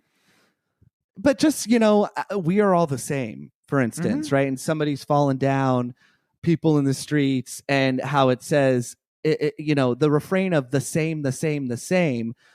You could read it as, we're all the same, we're all equal, we're all human beings. Of course, yeah. I wish we all felt that way. Yeah, we are all the same. That's so. But also, the same, the same, the same. It's the same shit that keeps happening. I mean, George Floyd, for me, I can only say for me, shone a light on something that is, not that I was unaware of police brutality and racial injustice, but I mean, that one was so in your face, so brutal and awful. But it just it just keeps happening, and it just like, I don't know. It was that's what it reminded me of. And we don't need to fight. Look towards the light.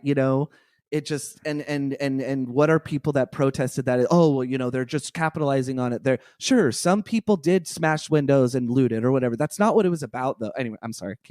That's enough of that. No, not at all. No, I think you're right. I don't think it is a coincidence that this album was conceived and recorded during a time where the only thing in like a year, the only thing that got everybody out of their house was the same at the same time across the world. Yeah. Not just in America where this thing happened and where police brutality is a particularly pressing issue, but worldwide, people went out into the streets to protest.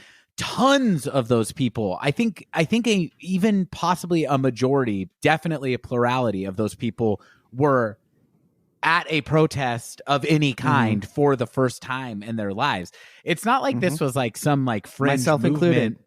Right. It's exactly. And it's like you said, it's not like you were unaware of this problem before, but it was just very unignorable, I think, for a lot of people. This wasn't some fringe movement made up of policed abolitionists or like far left extremists or something like that. This was this touched normal people in a very painful way.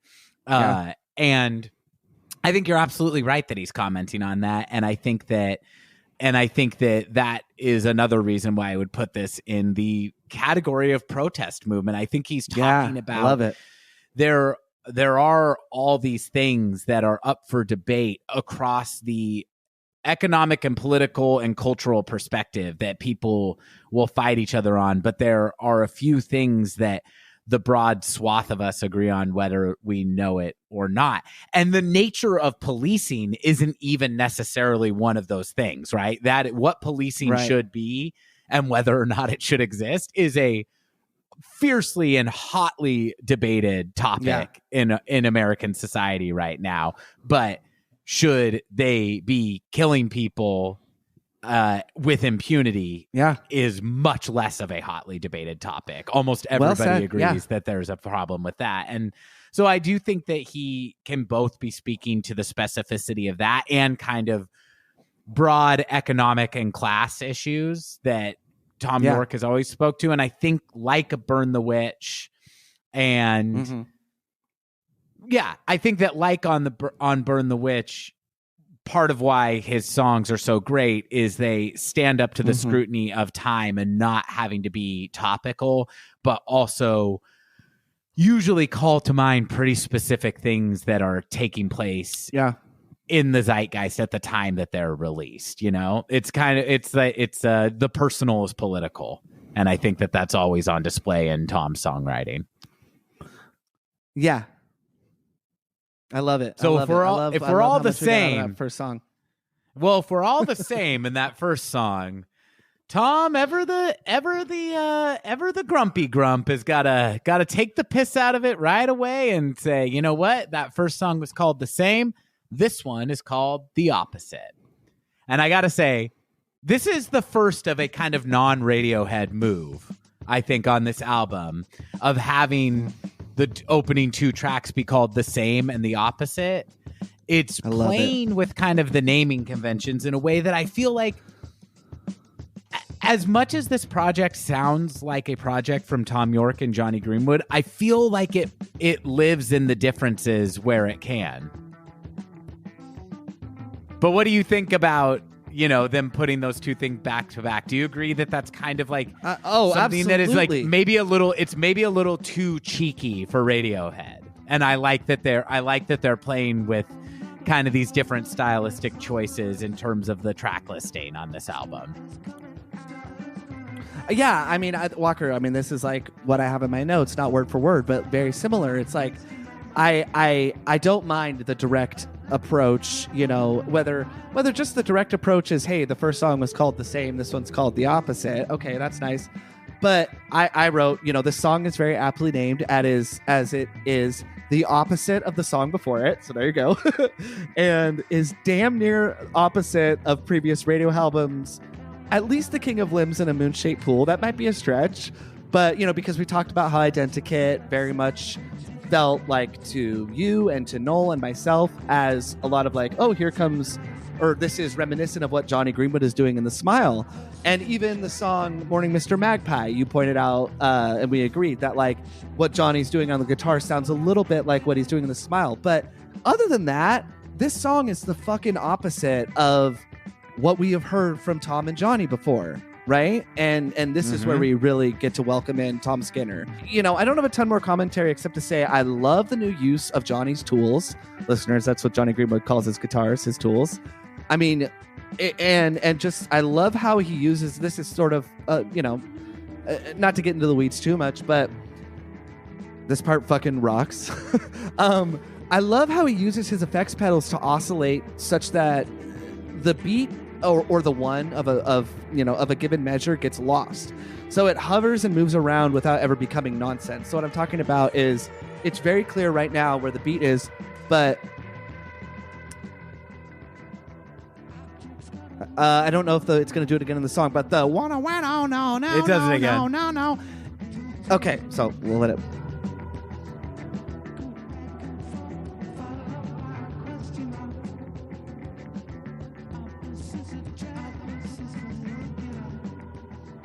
Oh, listen to that bass. So what I want to say about that, about the riff, if you will, and combined with he's using a lot of effects in that, is it oscillates so that like it becomes harder and harder to define, not for Thom Skinner, but for somebody trying to count it out. And there's a few songs in this album that do that.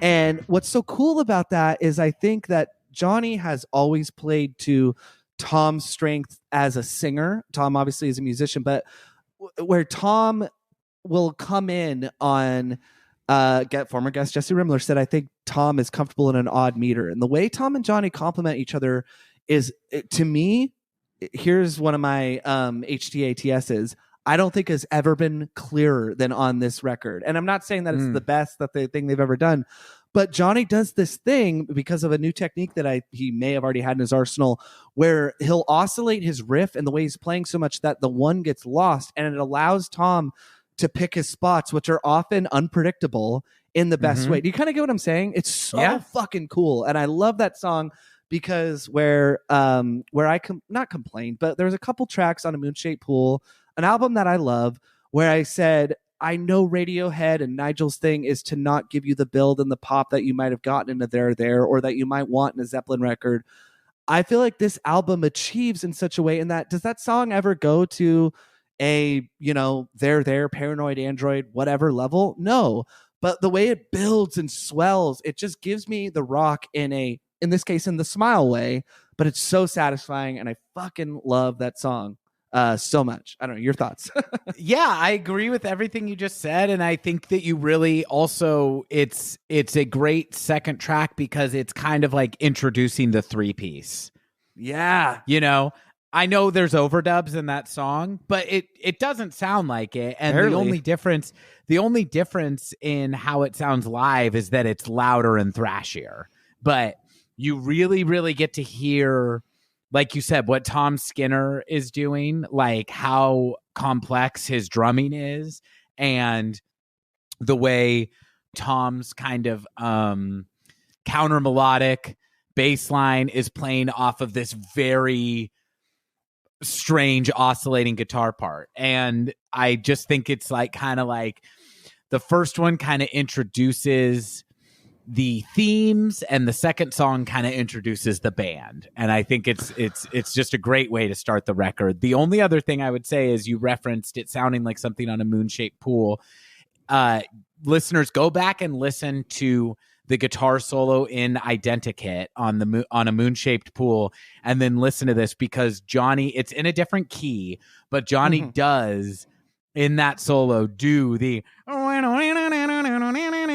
and then it's like, oh, cool. He took this little phrase that he used in a guitar solo and built a whole song around it. And I think it's really cool that he has been playing with these sounds on the Les Paul. Absolutely. I don't know if he plays Les Paul in Identikit or not, but he does.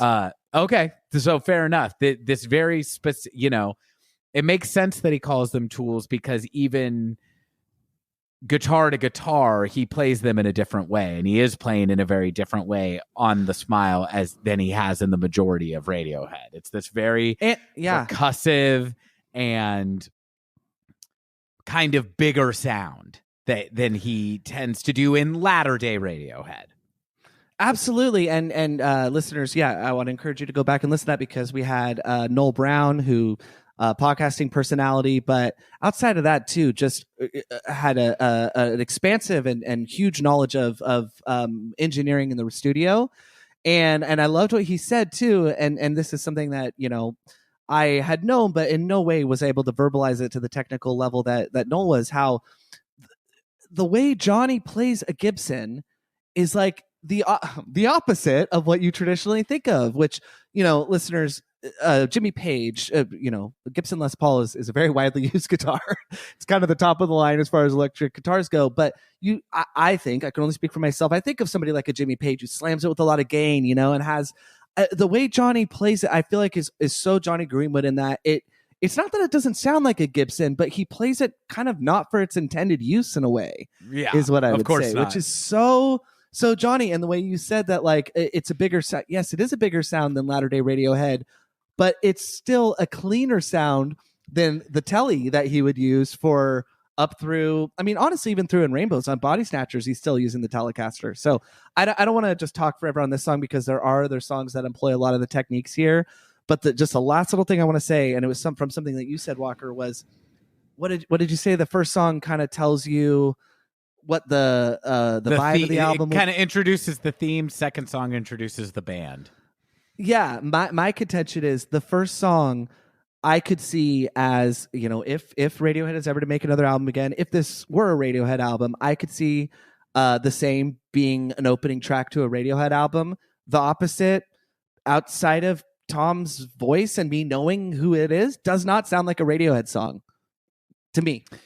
That's interesting that you say that. I want to comment on something you said a little earlier, and then comment on that, because I feel differently about that. I wouldn't say I feel the opposite, but I don't feel the same. But no, I did just want to comment on this guitar sound that you're talking about. You're right. It's like, I said it's a bigger sound, and you're like, yeah, it's bigger, but it's also something else. I think it's almost like it's a wider sound, if that makes sense. WIDER, because it's like, in this band, Jonny is doing kind of the combined guitar work of what him, Tom, and Ed do in Radiohead. Well said. He's the rhythm lead and soundscape guitarist in this band, and it's a different approach. So I don't mean to just keep tying it to what they do in Radiohead, but it's also like they are not released of their own self expectations of wanting to do something that's interesting and full, right? So even though it is a 3-piece, it's stripped down, but still kind of trying to fill those shoes of like, how do we accomplish something as interesting as what we did with our 3-guitarist band, or with our 5-piece band? Yes, does that make sense? And to that point, it's like, it totally does. That's so well said, because I hear, we give Ed a lot of shit as a joke on this, but that riff, it's very, very busy, and there's a lot going on in it, effects wise and technique wise. It would not sound, you wouldn't spread that riff over 3 people, but were it to be a Radiohead song, I could almost individually hear at least Tom and Ed, right? Because the weird effects of wow, wow, no, no, no, that feels like something Ed would do with a lot less busyness. But the effect feels very Ed, and then the busyness of the riff feels Tom. So just like you just said, I don't mean to just try and repackage what you said. It is incredible how, while Jonny, I don't think, is consciously thinking about it, they are such proficient musicians and have done so much. They do know, how do I repackage something where I would have 3? And in the case of Jonny Greenwood, we throw around the word genius. That guy is a genius. This man is a genius. He's doing what you just said. So I don't have much to add. I just love what you said so much there. And I can almost hear, Thank you. I only wanted to comment on that. You were saying that last song doesn't sound like a Radiohead song. So my interpretation of it is slightly different. It's not really that I disagree, but for me, the songs the same and the opposite. The same sounds to me like it could, I guess, aptly titled, it completely sounds like it could be a Radiohead album opener, right? Which is not a criticism of the song, but it's like you said, it's more of a Thom song that is opening the album, right? Even though I'm sure all three band members contribute things to the song. Radiohead has done that, right? Where they take a more Thom on the piano or synth or electronic, and that kind of opens the album. The opposite to me sounds like if that was the new Radiohead song, I would not be like, this doesn't sound like Radiohead. I would be like, oh, they're moving. This is an interesting direction for Radiohead. So to me, both those songs sound like they could be the new Radiohead to me, even though I would think that it was different than stuff they had done before. The first song on the album, and frankly, one of the few songs on the album that to me would not be a Radiohead song, is the next song, You Will Never Work in Television Again. I'll start playing it with that. But this one, to me, this was the first single. We talked about it on the album. I could not believe it when I first heard this song. Sorry. Yes. When I heard this song, and I believe we both felt pretty positively about it at the time that we kind of reviewed it early. But when I heard this, it was like, oh, so this band is going to, other than Thom Yorke's voice, but even how he's singing in this song, this band is going to be nothing like Radiohead. Now, that's not really, in my opinion, how The Smile turned out to be. They turned out to be more similar than Radiohead than this song would indicate. But this song, to me, represents what is so exciting about this band is Thom and Jonny are not free from the expectations of being Thom Yorke and Jonny Greenwood of Radiohead, but The Smile is free from the expectation of being Radiohead. I think Radiohead is no longer in a position where they feel like they can do a more or less straight ahead rock and roll song. This song sounds more like The Strokes than Radiohead, and clearly they still find some joy. Zach is holding up a note. What does it say? To me, it sounds like a song from The Strokes circa Room on Fire. Oh, nice. Hell yeah. Well, I'll shut up and pass it over to you because I know you have thought. But to me, no, keep going. No, that's it. It's just really exciting to find out that this tempo and volume still holds some excitement for these guys. Yes, and dude. I am glad that they're getting to indulge in this flavor because I do think Radiohead are kind of sometimes victims of their own, their own evolution, right? They've evolved so far away from this that it would maybe be subject to a level of criticism that this new project is not, for them to do something that is more stripped down and simple, direct, loud rock and roll music. And with that, I want to kick it over to you and hear what you think about it. I'm in total agreement, and I love that. I think I struggled to verbalize. I want to treat examination of this album the way that I think The Smile wanted to be treated, not by our podcast, but by their audience, right? Which is, this is its own artistic statement, and we'll talk about that when we cover what Thom said when we saw them live, and just as the album goes on.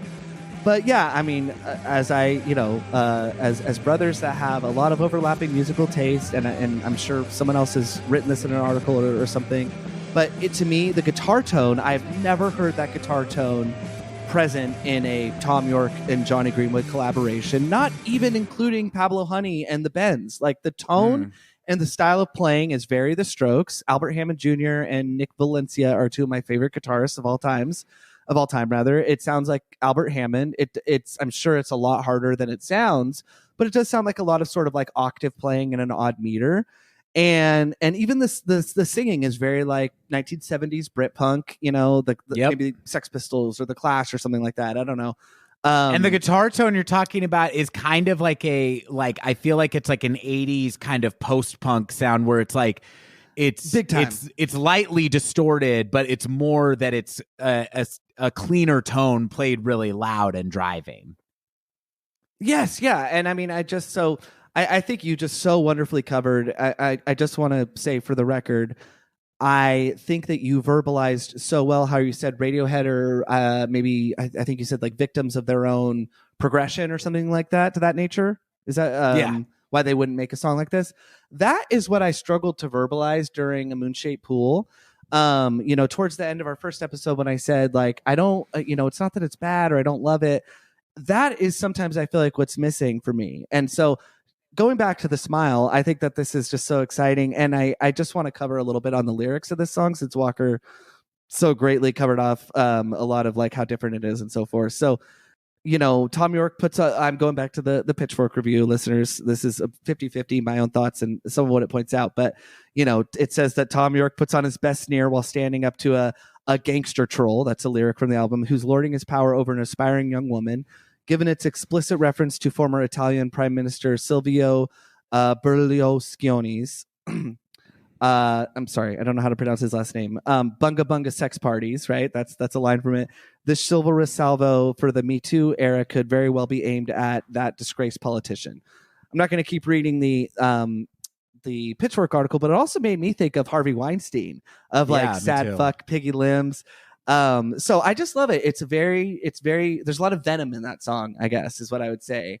And there's venom in the musicality. This is our second, if you're listening to the album in sequence, hadn't heard the single, The Same is just an amazing song. We've seen them live. Nerds like us, or just maybe not, know that like Tom Skinner is doing something within that song. But The Opposite and You'll Never Work in Television Again are like, hey, we got a new drummer. No, I'm sorry, not we got a new drummer. We're collaborating with a drummer who, as this album goes on, it didn't make me cringe or anything like that. I don't know that I was in full agreement with Noel Brown, former guest Noel Brown, when he said Phil Selway's got vibe, but he can't do the stuff Tom Skinner can at the time. I think that is so well said. I mean, this guy, having seen them live, having watched footage, Tiny Desk concert, other live footage, this guy is one of the most amazing drummers I've ever heard or watched in my life. He is so, so good. And that song sounded like a driving punk, but I get really excited. Sometimes I go on for a long time. I fucking love that song and I love what they're doing in it. Yeah, I couldn't agree more. And like, it's a driving punk song where I don't have the language to describe what Tom Skinner is doing in terms of drumming or rhythm, but it's a driving punk song where he's still playing really out of what you would expect the drumming to be for that song. And yeah, I think similarly to your kind of interpretation of The Same as referencing the George Floyd uprisings and, the huge protest movement that was worldwide during that time in 2021, or was that 2020? Actually, that was 2020. 2020. Yeah. In any case, I think it's interesting that this is also, referencing a pretty like contemporary conversation about men of power and their exploitation of women. Once again, it's done in a way that doesn't immediately date the song to like this, that being expressed through the hashtag or kind of shorthand of Me Too, because that's a conversation that existed before people referred to it as hashtag Me Too and will exist, after people refer to it as hashtag Me Too. But it does feel like in these first few songs, The Smile is kind of planting its flag as like expressing themselves about current issues and planting their flag on, what I consider to be the right side of those issues. So there is kind of a directness both in the music and lyrics that, again, I feel like are able to breathe kind of outside of the Radiohead shadow. Because you were saying that you had that issue on A Moonshaped Pool at a couple different points. And I don't have that issue with The Moonshaped Pool, but I completely relate to that feeling, because that's like an issue that I kind of have on King of Limbs, is just that like, man, the pressure to constantly innovate, not often, but just sometimes can kind of get in the way of just like, oh man, we should just let these guys play, because they're so good and their instincts are so good that it's going to come out weird anyway. It's going to come out interesting anyway. And yeah, and I think you really hear that in them doing, like you said, it's a Brit a Brit punk song, but if Thom Yorke and Jonny Greenwood wrote it. So it's not anyone you've ever heard. We could definitely go to the next song if you're ready, but I love that we both evoke the Strokes. Again, I'm sure a lot of other folks have too. I do want to just point out Julian Casablancas saw this band live when they first started touring after the album was released, and he tweeted, or maybe it was an interview I read, but I know he said this, that The Smile was the greatest live performance he had ever seen in his entire life. That's high praise. That's so fucking cool. I mean, I love the Strokes. I don't think the Strokes are necessarily on par with the Radiohead, but I do love the Strokes, and I just love that Julian Casablancas, a singer with totally different but phenomenal range, would just go on record and say that. I don't know. It's fucking amazing. I thought it was so cool. How do we feel about this song, Walker? I love this song. Okay. This is Pana-Vision. As far as I know, I think this is the first Thom Yorke song named after a brand, which I do think is funny. I think Pana-Vision is one of those things that is like the word Kleenex, where it is a brand that then just becomes synonymous with a technique or a piece of equipment. Yeah, exactly. Band-Aid. There is a word for that is escaping me. A word for Cotton when a brand swab. name. Oh, that? Oh, okay. A word for when a brand name becomes the name of a thing. But in any case, I think this song is awesome. I don't have a ton of original observations about it, but I do have one that I thought was really astute from friend of the show, Jesse Rimler, which was that he thinks that this is a leftover piece of Jonny Greenwood's score that then Tom wrote lyrics for.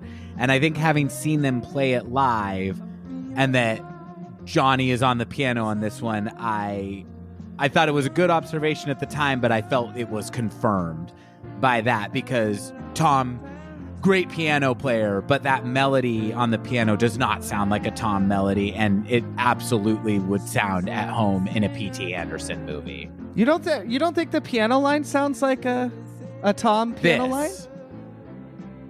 The chorus. I think this does sound like Tom. Well, I think it doesn't matter, because I agree with the overall take, especially for how orchestral it is. So why get hung up? Because I agree with you. And the thing that I love about this song is there's a couple tracks that I found my way into on a Moonshaped Pool. Tinker, Tailor, Soldier, Rich Man, Poor Man, Beggar Man, Thief. And then not Daydreaming, but the other song that is only about 2.5 minutes long that you said might not be that might be the one skippable for you. What's the name of that track again, Walker? Glass Eye. To me, not only is it what you and Jesse kind of were talking about, and that it could have been leftover orchestral music that Tom has now put words to, it is a much more successful execution of a few of those tracks on a Moonshaped Pool. I love the variants, basically, in the build, how it starts off with da da da, but then when we come to what would be thought of as a chorus, how we got Tom kind of wailing, I don't wanna love. I miss that, and I just don't feel like we've gotten that in a while. And I know The Smile is not Radiohead, but I just feel an exuberance and a life in these songs that I'm just going to come out and say it. I think Ed was sucking up. No, I love Ed. And I love what he brings to the band. I think it more has to do with what Walker and I don't mean to hog the mic here. Is it okay if I just keep going though? Of course. Yeah. Okay. Well, Walker and I saw a show on Saturday by a Pennsylvania-based band, New Jersey. New Jersey, sorry. Punk, prog rock. I don't know how I would define them, but they're amazing. Called The Screaming Females, a 3-piece. And what we were talking about is not that we're tired of Radiohead or or anything. That's never going to happen. But they are original and unique, but they're driving and like have this intensity. And I think that there are 3-piece bands that you could get any kind of sound out of, but I think it's twofold with the Smile. I think that they realize, conscious or not, that you have to create something bigger with only a 3-piece, perhaps, because there's only 3 of you. So they're kind of compensating for that. And I also wonder if Thom and Jonny, after Anima for Thom and after Jonny, I know Jonny, music is music and it's all ephemeral, but I think given where they started and that he is a electric guitar player first and foremost, might not define it that way. There's something in your body and in your soul that clings for that song isn't the best example of it, but for something like You Will Never Work in Television Again, or The Opposite, or Thin Thing, or these more kind of like guitar driven songs coming up. That's my theory. And Walker said to me after that show, he's just like, I needed that. And I said the same thing to him after that show of seeing the Screaming Females, because not for nothing, they fucking rock. And like, I just needed that. Like, anyway, yeah, that's my thoughts. But I do know what you mean though, with like a more stripped down band. It's like, it's just you need to kind of like push different buttons, I think. Right. Because if you have a 3-piece band, it doesn't make your music less interesting, but it does inherently mean that without the aiding of overdubs, there's going to be less layers to dig through. And so if it's going to be boiled down to, say, guitar, bass, and drums, each of those things needs to be really, really hitting on its own merit. And each of those things it's not buried in with a ton of other stuff. Yeah. It's like each thing is leading the song. Yeah. And yeah, the only other thing I want to say about Pana-Vision is, if the last one was like a Brit punk song, I feel like Pana-Vision, as weird as it is melodically, doon, doon, doon, doon, doon, doon, doon, doon, doon, doon, that's very strange and not at all what I would call poppy. But I feel like this is kind of a very like British invasion-y song in terms of its influences. It does sound like it could be like a latter Beatles song to me, or even like it's kind of Kinksy, even or something Beach like Boys? that. I know they were an American band, but later weirder Beach Boys before. Yeah, go ahead. No, you're right. It sounds like psychedelic pop to me. There's that weird piano part during the verses reminds me kind of like Because or something like that from Abbey Road. Well, and the way and then the big horns, so Beatlesy. Yeah. It sounds like that song to me sounds like it has the kind of combination of an artistic, abstract sensibility, but the pop sensibility of Paul McCartney or John Lennon that they did at that bit. And I know that like comparing things to the Beatles is kind of like, you know, like saying your favorite movie is Citizen Kane, but you know, whatever. Like, it just really does sound, it really does sound kind of like their best combo of those artistic sensibilities that they had to me. And again, I'll kind of say the same thing I did with You Will Never Work in Television Again. That one to me doesn't sound like, oh, this could never be a Radiohead song, but them indulging in a more throwback kind of sound like that, to me feels like something that they might be getting to do because it's not Radiohead.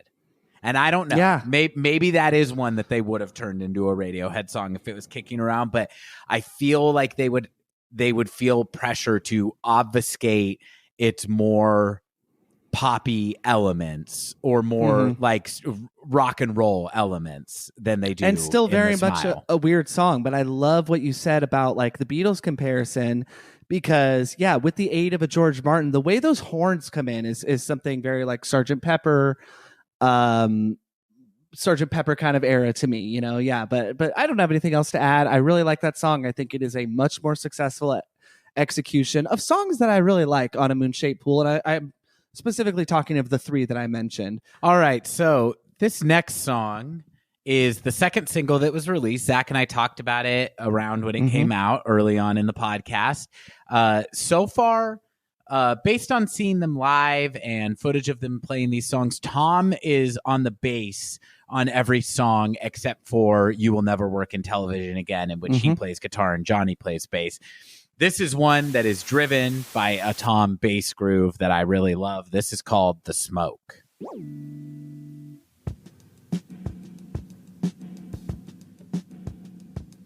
Love that reverb on the drums. And then the lack of effect on the bass. It sounds like the gain is high. It sounds, you can just, I don't know, I feel like you can feel the microphone right up against the bass amp. It's getting a little bit of that fuzz. I love it too. Kind of a silly comparison, not silly, but a comparison I made when we had listened to it back in February of 2022 was it just has a very Rat-a-tat kind of groove to it in its repetition. Rat-a-tat, two-piece instrumental kind of rock techno band, no singing, and which this song does have. But yeah, music influences itself whether the creators know it or not. And I thought that was kind of fun. I don't have a ton to add on this song. I love where it stays in this groove because of where it starts. I love when a song, if it started below this and this is all it ever built to, then it might not be as exciting as it is for me. And of course, we got some Jonny Greenwood orchestral editions coming up here in a moment. But yeah, I really don't have a ton to add beyond the bass playing being super exciting. And this to me would feel a little bit at home in a maybe Hail to the Thief era of Radiohead. I would say In Rainbows. In Rainbows. That's better. Yeah, In Rainbows. But again, there's something very unique about it. I don't want to just talk for the sake of talking. I love this song, Walker. That's about all I have. This song rules. This is the one that made me go from appreciative skepticism. Like, when I heard You Will Never Work in Television Again, I was like, hey, I'm super interested. This is really different. But I wasn't like sure what I was going to be getting. And then when I heard this, it was like, oh, I have a feeling I'm going to love this as much as I love Radiohead. I would agree with that because I was perplexed a little bit by You Will Never Work in Television Again. I genuinely felt like it was almost like I was like, this is what I thought Atoms for Peace would sound like, because of how driving and raucous it is. I could have been more wrong. And yeah, this is just so satisfying. And I really want to learn how to play this bass line. I don't know. I know how to play one song on the guitar off of this album. Which one? Free in the Knowledge. Oh, cool. But yeah, I just adore this song. It's you could put this on if you're having a chill sesh. Oh yeah, big time. A little bit in the sexy time Thom category, I would say. Throw your keys in the bowl and turn on the smoke. Yeah. Hey baby, what do you say we stay home and listen to The Smoke tonight? I plan on lasting all 3.5 minutes. No, we'll put it on repeat. We can listen to it twice. If I know what women like, it's a song on repeat. That's right. Yeah. Everyone loves to hear the same song over and over while someone does sex on them. And also, hey, Borat. And I would say also that song is called The Smoke. If you are one to partake of the smoke, not a bad song for that either. Yeah, and I didn't mean to bury the lead on this one, but the smoke to me, again, pulling from some various articles I read that are a bit more technical than what maybe would initially occur to me.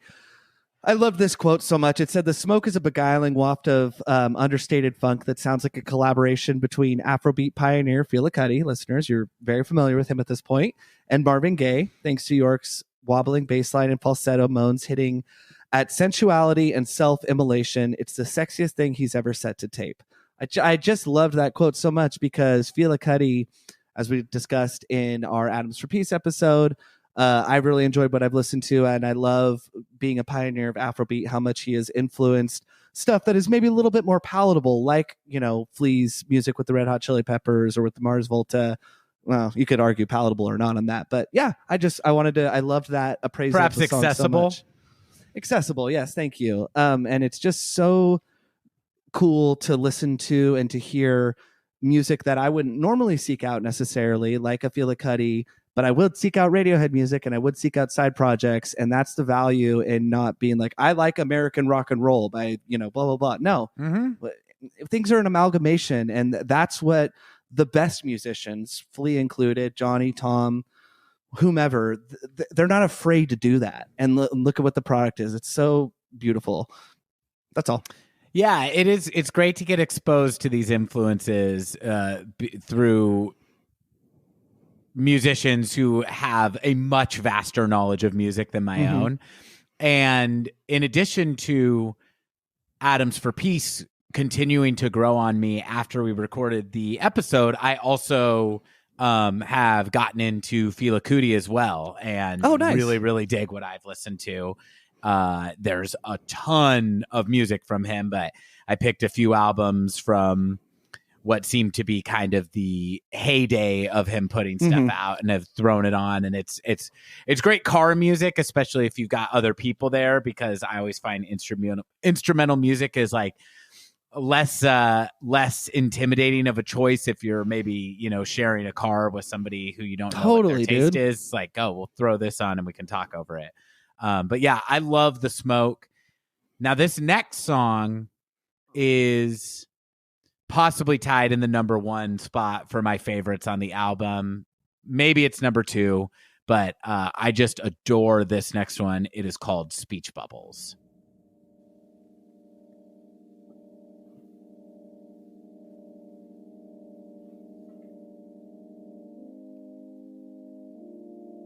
I wonder if this is a real organ. Sounds like it could be to me. Yeah. Peter Gabriel vibes just on the intro. Which is kind of that muted kind of bongo a little bit. I was going to say, I love how he mutes his toms. So cool. Which is hard to do in a band with, 2 toms plus the toms you got on the drum set. Gosh, why not mute the Johnnies at that point? I don't know if we've mentioned in the last song and in this song also, Thom's falsetto is just in amazing shape on this album. I know that not that it ever hasn't been, but I mean, his voice this man is in his 50s. Whatever he does to keep his voice in shape, because it absolutely holds up live as well. Oh my God, Walker. Oh my God. Not only does it hold up live, we briefly mentioned it, or I briefly mentioned it. We talked about it. How's that? In our follow-up to OK Computer, listeners, go back and listen to that. I think it's called Here We Go Again Computer. The album was brand new in its release. I think we recorded that episode first week of June or something, right? So The Smile was 2 weeks old, the whole album. Yeah, and I mean, you just very simply said his voice is in great shape. And yeah, Thom Yorke, I don't know that he's ever really adjusted his singing as he's gotten older, because Thom Yorke's vocal quality is so unique. And I'm sorry to keep talking over a song I know you love so much, but like it's so unique. But Paul McCartney, for instance, is somebody who we wouldn't say is trained, but is one of the most recognizable and brilliant singers and musicians on the planet. But because of the way he used his voice in the 60s and 70s, it really degraded a little bit, right? He never sounded terrible. Thom has this wonderful way of using his vibrato and his head resonance in a way that I do feel like is, conscious or not, is more wise to the preservation of its longevity, which I think is really, really, really, really cool, because he does have this just, that's a young man's prodigy voice. Sure. But the way he uses it, that's why folks like Walker and I can sing along and not sound terrible. Not because we're so good, but because Thom Yorke, even though he starts in a really high register, there's something about it where you can, I don't know. I don't know. That's kind of all I mean to say, I guess. Yeah. I love this song too, Walker. It's so great. It's so good. I mean, when that ride cymbal just kicked in so tastefully. It's such a nice touch. Again, kind of calling back to the conversation on the A Moon-Shaped Pool Part 2 episode with Noel. They play with such restraint that just this one little thing can kick in and it feels so big. Now, in this song, as far as its arrangement, I do just want to point out that Jonny is playing the piano and the harp, which Could he do that live, Walker? Yeah, he plays the piano with his left hand and the harp with his right, like a show-off son of a bitch. And I just also think it's really cool, too. I believe that this song would be through composed, because there is the opening section that's about a minute and a half on the organ. It never returns to that. And then it just does about 2 minutes that we just heard is the bulk of the song. It stays in that section for the majority of it. But then this whole coda outro, it doesn't go back to the main melody that we hear there. So this is like a 3-sectioned song, but it all flows together so beautifully that you don't even really notice it. It all flows together so nicely. It lockstep on this one, Walker. I have that in my notes. It's so cool because I didn't really take the time to examine the structure of the songs. So it must have hit us in that way, right?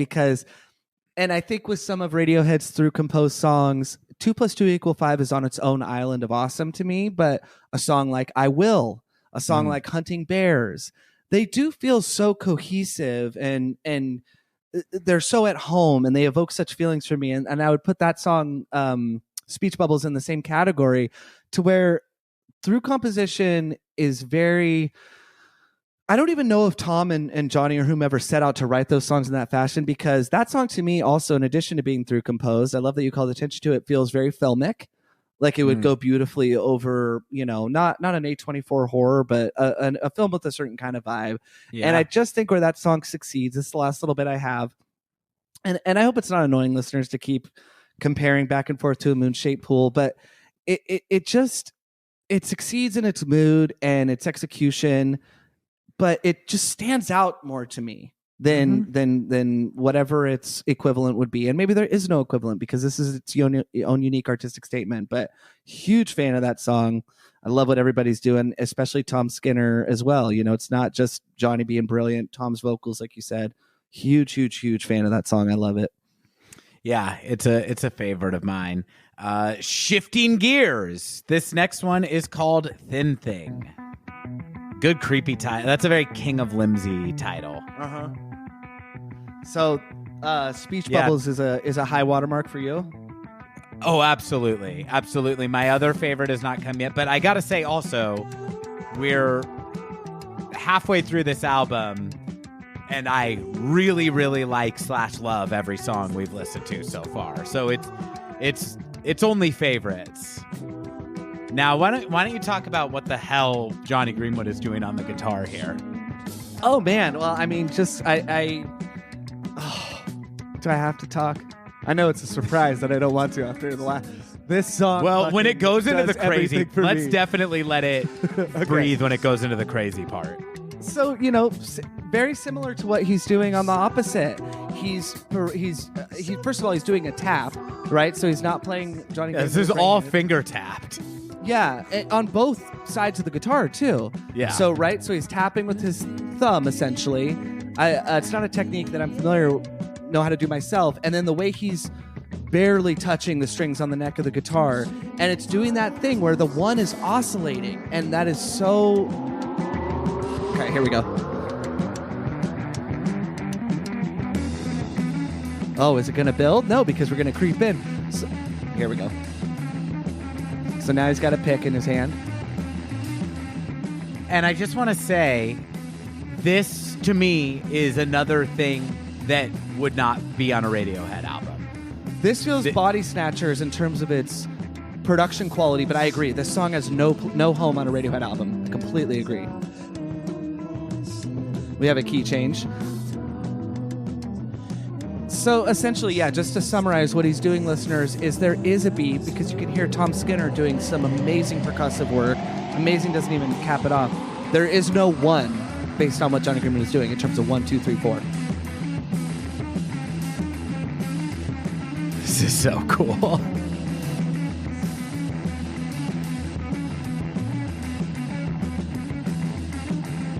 I mean, it's a face melter. They're doing a face melter on this one. Oh, this is my favorite part. How it cuts and goes right back. Thank you, Nigel. And this is the point of the album where I'm like fully bought into what Noel said. Thom Skinner, it might sound like he's just playing around on the hi-hat, sure, for this section, but I mean, this is... I love the way it modulates on the guitar there, too. But where he places his fills is always so unexpected. That's like the thing that I notice about Thom Skinner. I would never be able to air drum along with any of these fills because they always come on an offbeat that I wouldn't be expecting. Absolutely, and listeners, this is where I would highly recommend watching the Tiny Desk concert on NPR. And if you type in the Smile Seattle radio station, I can't remember, it's like KWB something.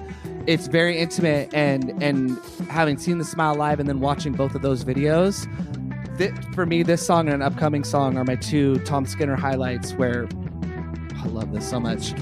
But yeah, to what you said, Walker, it's just where he places his fills is so unique. This is more identikit guitar sounds here. Yeah, absolutely. And this can't be off mic because the song's playing, but to what I'm trying to say about the one oscillating and never really being at home and catching up or being behind because it's placed behind and then it catches up like an immigrant song, does that make sense the way I explained it? Yeah. Okay.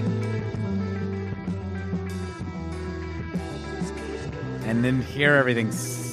Johnny's slowing down. It's so weird. Yeah, this is not a Radiohead song. And it's not because it's a Smile, but this, you know what I'm saying. This is not a... No, but Speech Bubbles is a Thom song that I can picture a Radiohead arrangement of. But this one is built for a three-piece. And this kind of three-piece. Yeah, the most talented three-piece that could fill a room with all kinds of sounds. I mean, that song is a highlight for me. I'm not going to say what my favorite is yet. I will just say that's placed very, very highly for me. Have we heard your favorite yet? You don't want to say?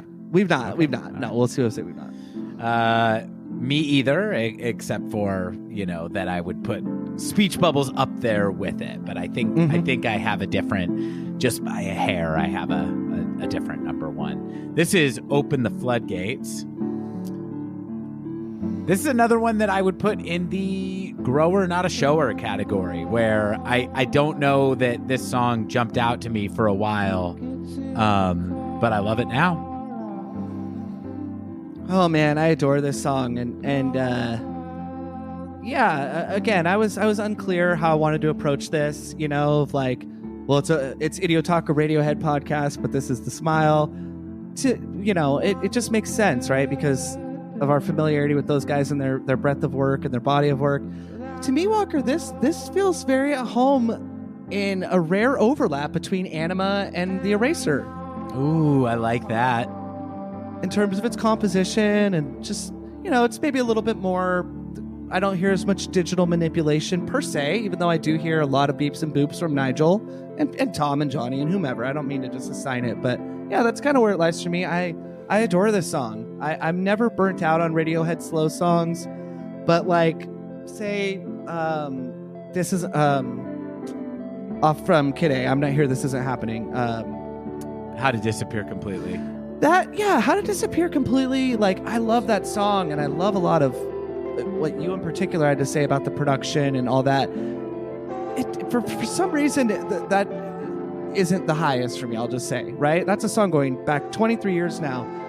This song hits me like I think How to Disappear Completely hits a lot of folks. Mm-hmm. And, and they're separate songs and all that, I get it, but like, so much of this album works so well for me, and this is one of those tracks. Maybe like Harrow Downhill or something like that. I don't know. It feels potentially like a similar meditation on kind of depression to me. As How to Disappear? Yeah. Oh, I love that. Good, because that was a kind of a shot in the dark for me. But I mean, I'm not sure. I mean, the lyrics could be referring to more societal woes or more personal, but don't bore us, get to the chorus, open the flood shit. The flood shit. I just combined where he says bullshit with floodgates. Says, don't bore us, get to the chorus and open the floodgates. We want the good bits without your bullshit and no heartaches. Someone lead me out the darkness, out the darkness. I don't know. That feels like somebody talking to themselves a little bit. And I love the guitar part. I love all that, Walker. And I love the guitar part that's weaving back in. That to me has vibes of the Numbers a little bit. That last part of the Numbers. Numbers is much faster, different type of song, but the way the two guitar parts kind of weave in at the end of the Numbers. I love what Nigel is doing from a production standpoint. And I love that we have Jonny Greenwood, I believe, on the guitar because Tom's rocking at the keys, I would presume. And then I think Tom Skinner, at least live, he's doing these blips and bloops. Absolutely. And I want to save what I love what Jonny is doing so much on this album, maybe for final thoughts, but I love the amount of guitar that the amount of tools that we hear Jonny Greenwood utilizing to their fullest potential. I think it's interesting that you compare this to How to Disappear Completely because I just in my headphones heard another similarity, which is at the end, the reverb drops out of Tom's voice and his voice is suddenly very up close. And that's what made me think about it. Man, that is such a cool, innovative trick to giving the listener the sensation of going from being an audience to kind of in the room with them. And production-wise, I also think this is sharing a lot of similarities with the approach on the opening track of this album, The Same, where you have this guitar part, this piano part, and these synth parts. But Nigel is just doing this really deft blend where they all kind of become one sound while not canceling each other out or ever being muddy. And I don't know how to describe it better than that. It's like you can hear each thing so crisply and cleanly, and yet it all is blended together without ever becoming samey. Yeah, dude. I that's just so well said. And I just, your analysis of the engineering and what Nigel is doing on How to Disappear Completely, a song that I loved, a song that I have a very distinct memory of the first time I ever heard it. And a song that evokes the imagery for me of flying through, if I could fly, flying through the clouds on an overcast, if not rainy day. And all of a sudden at the end of, when they drop out the reverb, sorry, listeners, I'm all of a sudden in the clear. I love that. That's my favorite part of the song. For me, though, this song achieves a similar feeling. And so that sounds like, pretty personal, like it just exists within me. But it's really, really hard to do that. And I love that Nigel innovated, obviously the whole band, but from an engineering perspective in the year 2000, 99 and 2000 when they recorded it, to me that is an innovation on the level of some of the stuff the Beatles done on Revolver, right? Maybe not an innovation in the same way, but as interesting or whatever. And then here we are in 2022 when the album was released, doing perhaps a similar technique and just not being dated. That's all. That's the last part of that song. This song is called Free in the Knowledge.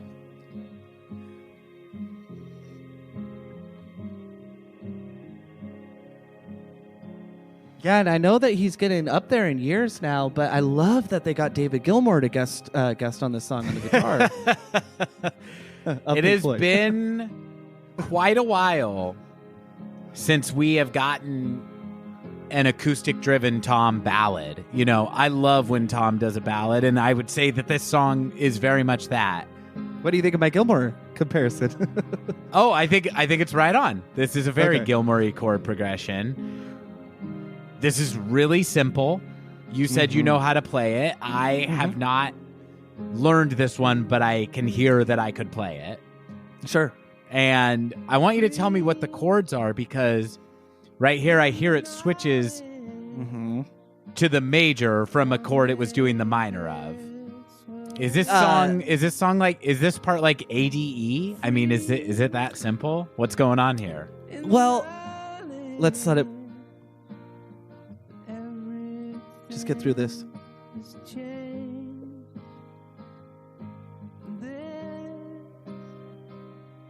That's B minor. So when he says free in the intro, it's E minor, and then knowledge is A major, and then there's a D. You were correct. Back to G sus2, which is just G.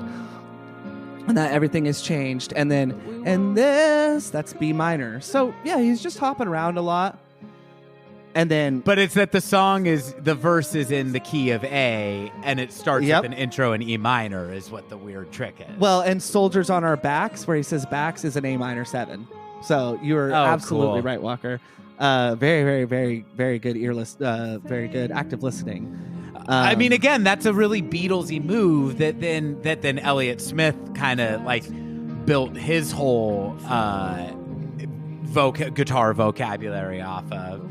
And I know that Radiohead is I know that Radiohead is no stranger to putting the minor and major of a chord in the same song, but I feel like it's something that they are not as front and center with as it is in this song, to where I heard it right away. Yeah, it's usually in a chord progression that is weirder, and this song is a little more traditional folk ballad, pop, acoustic, type of thing. And again, I love that it's included.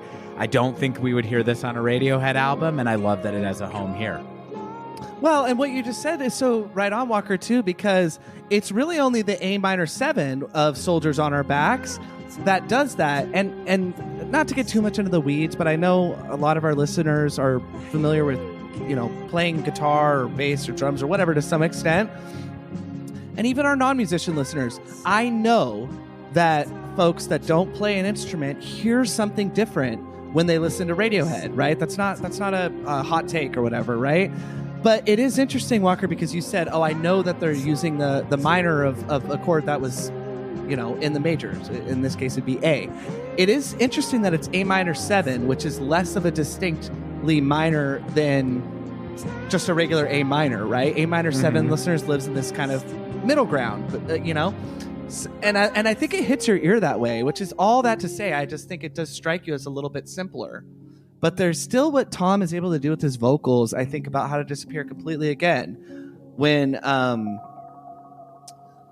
this awesome piano outro. I love it. Yeah, I love this. Dope. There's a part in How to Disappear Completely, I'm not going to sing it, where it sounds like he changes keys, but all he does is go to a C major.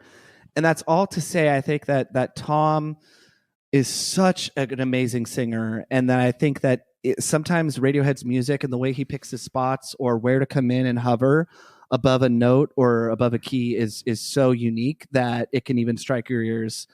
There is no key change in How to Disappear Completely, but it sounds like there is. And same with that song. It strikes your ears as it's a very, very fun one. I can't wait to play it with you. It's really fun to play with other folks, and it's just such a good song. I will say we'll go over the set list from when we saw them in our live episode, but we're not going to listen to live versions of the studio tracks. We're going to listen to all the unreleased material that they played, that we can, because I think it'll be really fun to kind of get reactions to those recorded and then see how those songs develop when the Smile makes a next album, because fun fact, this Smile is in the studio. They released a social media post recently of a picture of Tom Skinner's drum set, and I believe said week 17, if I remember right, was week 7, I thought.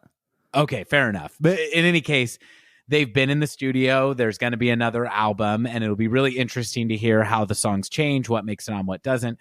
Free in the Knowledge, I don't know that they for sure played everything else off this album, but damn near close, if not every song. And Free in the Knowledge was the only one that I was really looking forward to hearing that they did not play. But I could see why it's not a staple of the live set. It's obviously like a quiet one, even though the other guys are playing. It's primarily an acoustic song, and so they're maybe just working on different stuff. But I do love that song. Do you love it? I love it. I absolutely love it. It's up there with the True Love Waits live, from I Might Be Wrong live. It's a great song. I absolutely love it. I love the words to it too. Nothing more to add. Now, this next song is one they played live, and I do want to talk about the live arrangement since we won't listen to the live version on our live episode. This is my favorite song on the album, and it is called A Hairdryer. Now, listen to this. Those openings on the hi-hat start on the 3 and 4. I'm going to start it over. So the way the drum beat starts, and this is a trick Radiohead does a lot too, where the other instruments come in on a beat that you don't expect, and it fundamentally changes what the drums or what the drum track, if it's on a drum machine, is doing. So in this, those little openings on the hi-hat he's doing start out on the 3 or 4, but then the guitar and bass come in on that, and it changes it to the 1 and 2, and I just think it's really cool. So one more time. Man, well put.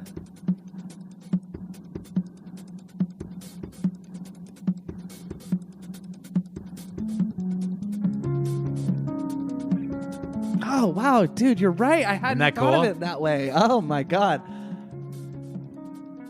Now, the way the guitar part for and bass are attention. playing off each other here. Boom, doom, doom. Doom, doom, doom. I love the way the bass is answering the guitar. Well, and this is a song, Walker, in which Thom Yorke is on the guitar and Jonny Greenwood's on the bass.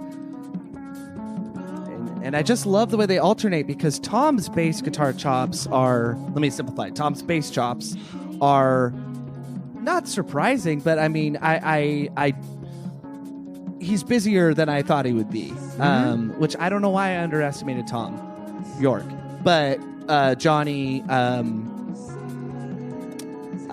Johnny's chops are unbelievable. Well, I mean, the thing is like he just plays it the same with the guitar. He just plays it in a way where you're like, that's different. It's just always different. Yes, I think that the only difference for me, and that's not to disagree with you, is that Johnny's form, there's nothing about Johnny's posture that is. Jonny looks trained on the guitar. He doesn't do a thing wrong like, oh, wow, he's made that work for him, or something like that. I think he plays the bass like a guitar. I told Walker when we were watching the Screaming Females at that show, I was like, Jonny Greenwood plays frets on the bass that I didn't even know existed. Yeah, he lives in like the 18th fret. Yeah.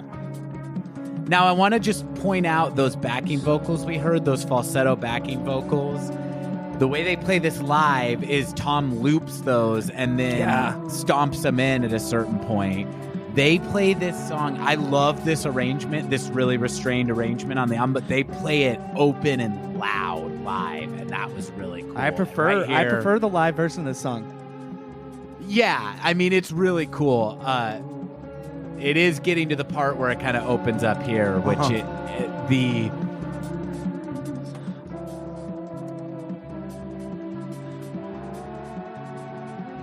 the latter part of the song is my favorite, even though I've loved everything that has come up before it.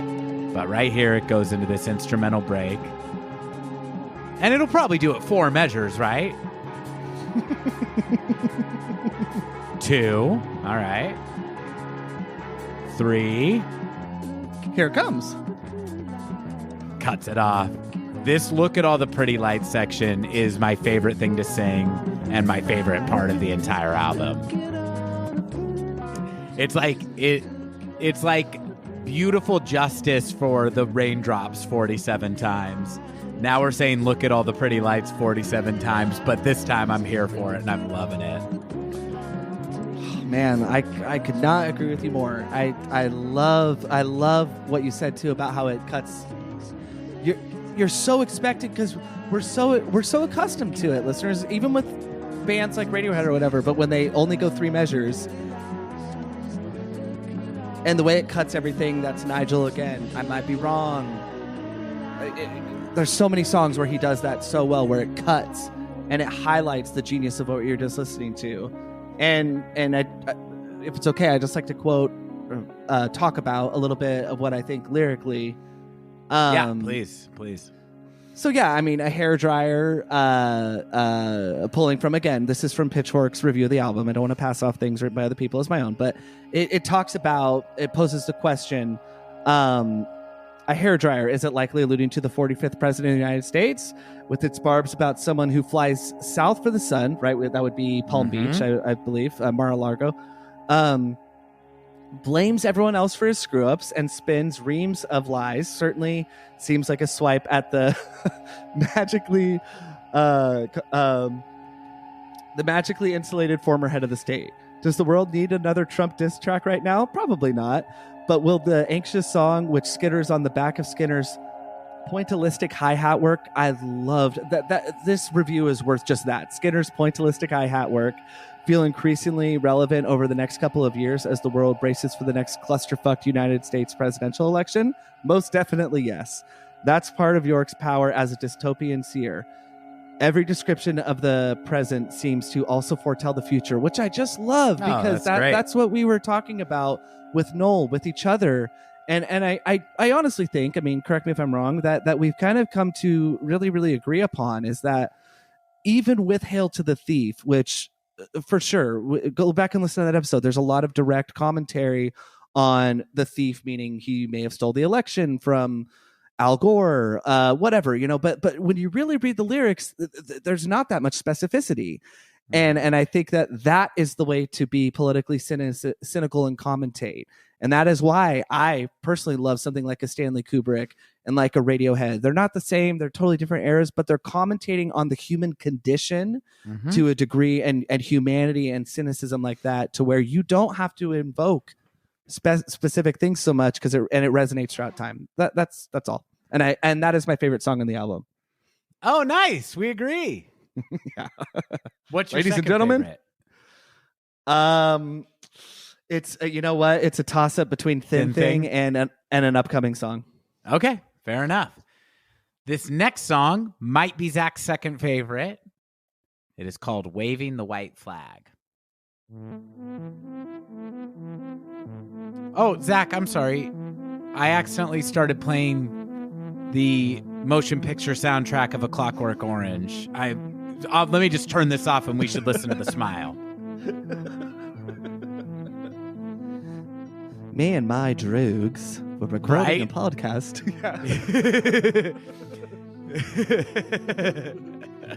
What part of A Clockwork Orange do you place this in? Like what part of the movie? Him like walking alongside the water. River. Yeah. After mom and dad have said we have the lodger. Yeah, things are bad. Too. Yeah. Me too, yeah. This is another one that was a grower for me. I think it's awesome. Oh, I love it. I think it's great. And I love that even though it's through like a Moog synthesizer of sorts, I love that you could still hear a lot of uniqueness in the musicality. I love Tom's voice in this song, Walker. And they played this live, but I can't remember who was where, but this is sounding like a Jonny joint to me. Was he at the keyboard for this one? I remember the rendition of the song being vastly different live. Fair enough.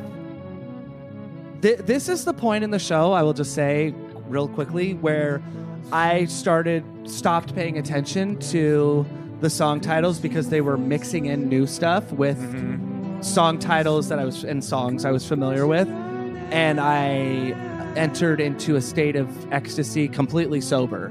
This is the part of the show that they were amping up to their encore closing and all that, and now I'm going into territory we're going to do there. So suffice to say, it was enjoyable. Isn't it funny you say that you entered into a state of ecstasy? I was just picturing like during this song, like if like cliched rock concert stuff is happening. Like there's a girl on on her boyfriend's shoulders, like flashing the stage. There's panties getting thrown at Jonny. There's somebody's sucking on a nitrous balloon. Yeah.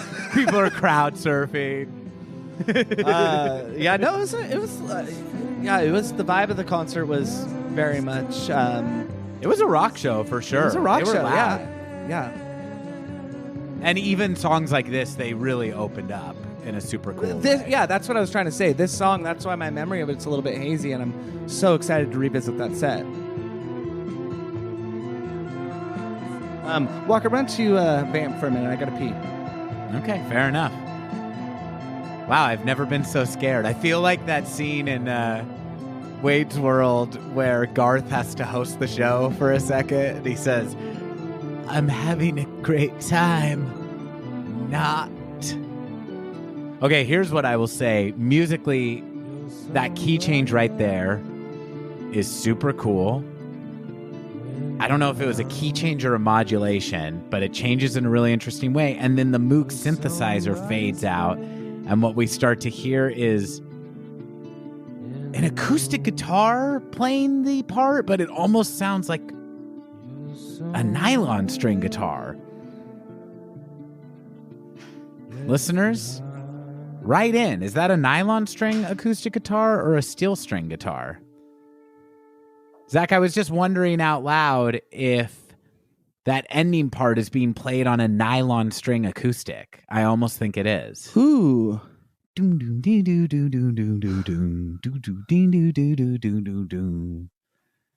But I love the way everything else fades out until it's just Tom's voice and that acoustic guitar. It's like such a surprising climax to that song for it to build up that big to go to that. Not since Little by Little has there been an a nylon string acoustic instrument present in the studio with Thom and Jonny, if that is the case. Does he play a nylon string in Little by Little? I don't know, but that's my contention, and I think neat. that Gilmorian upstroke sounds so much like a nylon, and I'm just going to say it is, you know. I love it. Yeah. Well, you know what? This is, as we know, the definitive, if not officially sanctioned Radiohead podcast. So I think that we get to decide. There are two Walker, tracks. what's going on tomorrow? Well, Zach, unfortunately, we don't know what tomorrow brings. We should have been DJs.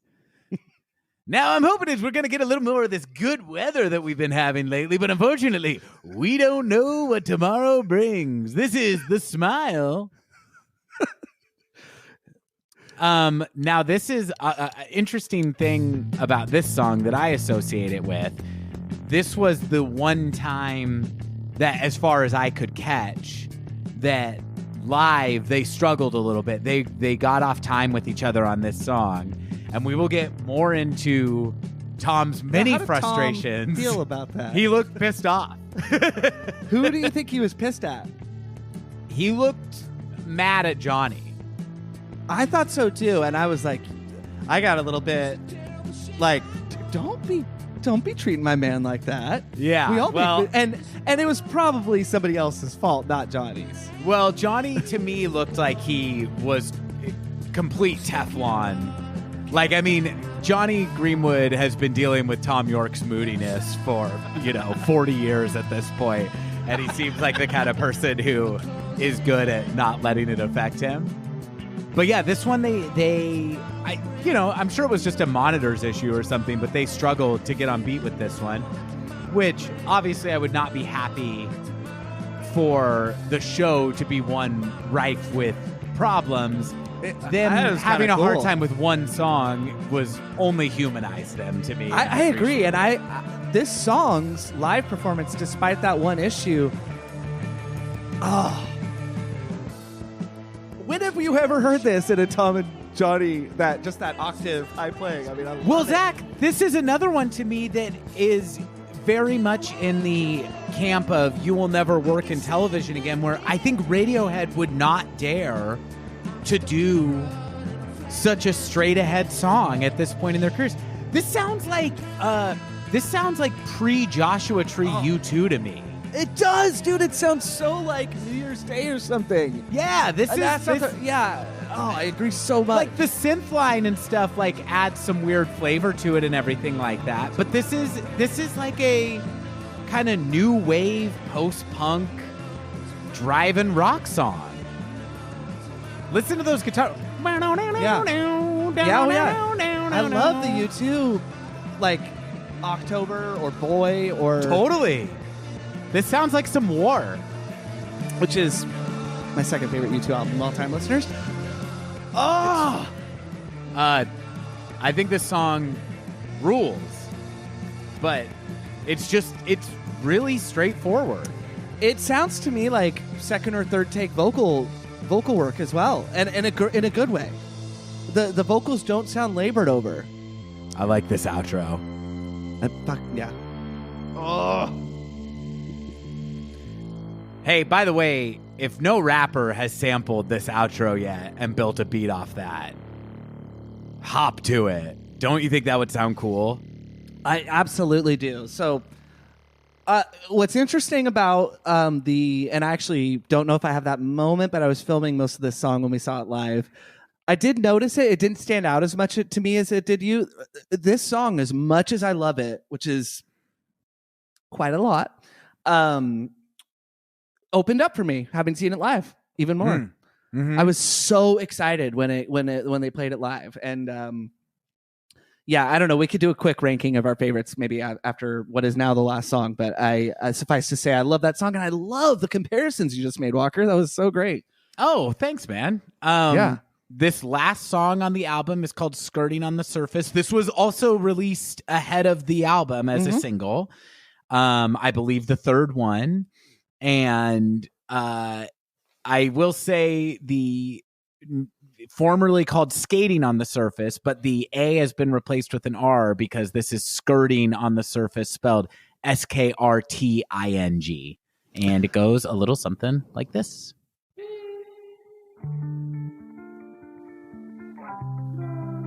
Oh, God, so cool. Can I just quickly say when guitar tone is so effing gorgeous. The instrument just sounds like butter. Well, you can hear, I love when you could hear the human quality. To me, it feels very Reckoner in terms of guitar tone. Mm-hmm. I was just going to quickly say when Thom and company intentionally misspell a word, I'm thinking of Analyze from The Eraser. My favorite song on the album, and one of my favorite Thom and company songs ever. Oops, didn't mean to give too much of a peek there. And this song I would include in that camp as well, just because of the intentional misspelling. I adore this song. It's only grown on me because of how complete the album is in a stylistic variation. I had a little bit of a anxiety when I had only heard. I don't think I had heard "You'll Never Work in Television Again," even if that was released first. I thought it was going to be this calm, but because of the variation of rock, even the song before this makes me love this song even more. It's just so perfect. You know what I'm saying? Because we get the driving loudness. Yeah. Those are kind of my general thoughts. This is a song, too, where I noticed that Tom Skinner, he has such a soft touch. Yeah. With how he plays. I mean, he's playing with sticks, but he almost like plays with sticks like they're brushes. Yeah. Uh-huh. And well, jazz. His jazz repertoire. Fair enough. Yeah. And I brought this up right when they cut out, but there's so many snare hits in what he's playing. I love the way he kind of alternates between the snare and the hi-hat as if he's keeping time with both of them. Like his snare hits don't feel like they're just for punctuation the way they would be in normal drumming. It's kind of like the count is going on both the snare and the hi-hat. Yes. Yeah. And that's what great drummers do at this level. And listeners, I know being a great drummer, there's John Bonham, there's Dave Grohl, there's Trey Cool from Green Day, but I think what a drummer like Tom Skinner does is he plays the drums. Drums are typically thought of as monophonic. Mono meaning one. I'm not telling you, Walker, but listeners, mono meaning one. So snare is always going to sound the same conceivably when you hit it. A guitar would be polyphonic, piano polyphonic, poly more than one. However, the drums are not that way. You can achieve a polyphonic sound and you have to work much harder as you have to do with everything on the drums. And I feel like that's what Tom Skinner, I love this chord change right here. But I feel like that's what Tom Skinner, other drummers like that can do, is they achieve a polyphonic sensibility. Exactly like what you just described, Rocker. It's really cool. Different ways of saying the same thing, but really cool. This is such a beautiful closer. And it sounds like a relatively simple chord progression played kind of throughout, but then this, I'm going to use your word, and then this oscillating effect happens. Yeah. Where I think with a delay effect, these chords are kind of stumbling on top of each other during these breakdowns. Oh, there's Richard Stillman on the saxophone. Right? Yeah. Oh, yeah. No, absolutely.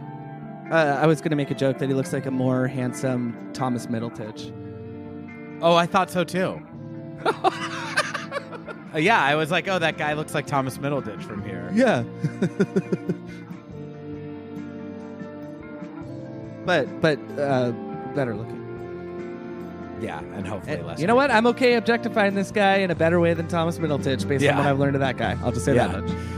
Yeah, it doesn't sound that fun to be around, especially if you're a lady.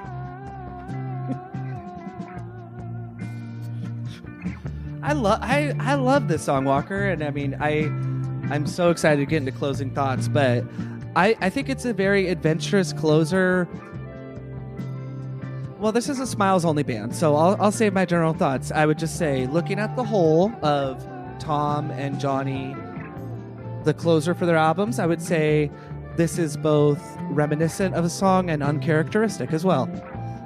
It's my little trailer for 5 minutes from now. I just started too early. Well, we look forward to that, Greg.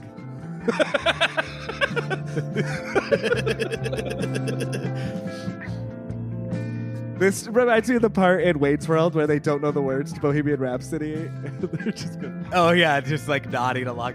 That's funny, Zach. While you were going pee and I had to vamp, I started doing the Garth thing of, I'm having a great time. Not.